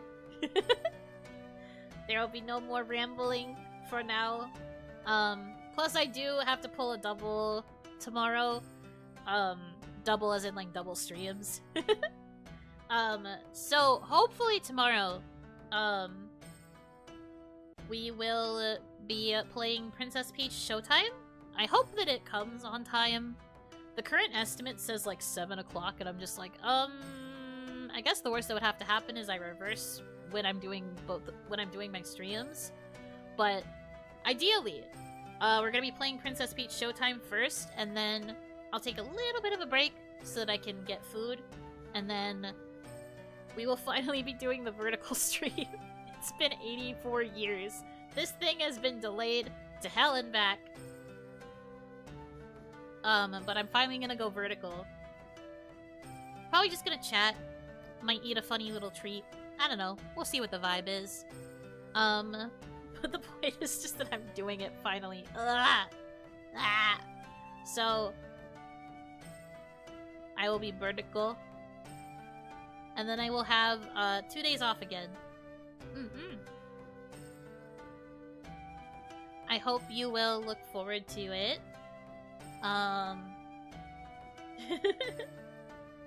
But that's the plan for tomorrow. Like I said on Twitter, and I will probably also like post about it on my community tab, but I might have to like swap certain things around to accommodate for whether or not Princess Peach comes on time. I really hope it does, though. I want to play. I didn't get these pink Joy-Cons for nothing. Well, thank you guys so much for hanging out with me and learning about Gap MOE and other miscellaneous things. Thank you for listening to my Homestuck knowledge for the last, like, 20 minutes also. I'm sorry it turned into that. Also, thank you for the super chat! Thanks for the extra gapping. It's been a time. It sure has been a time. Many such cases with my streams. But yeah, thank you very much for hanging out with me. I hope that you guys have a good rest of your time zone. And until I see you again, Yunotsu!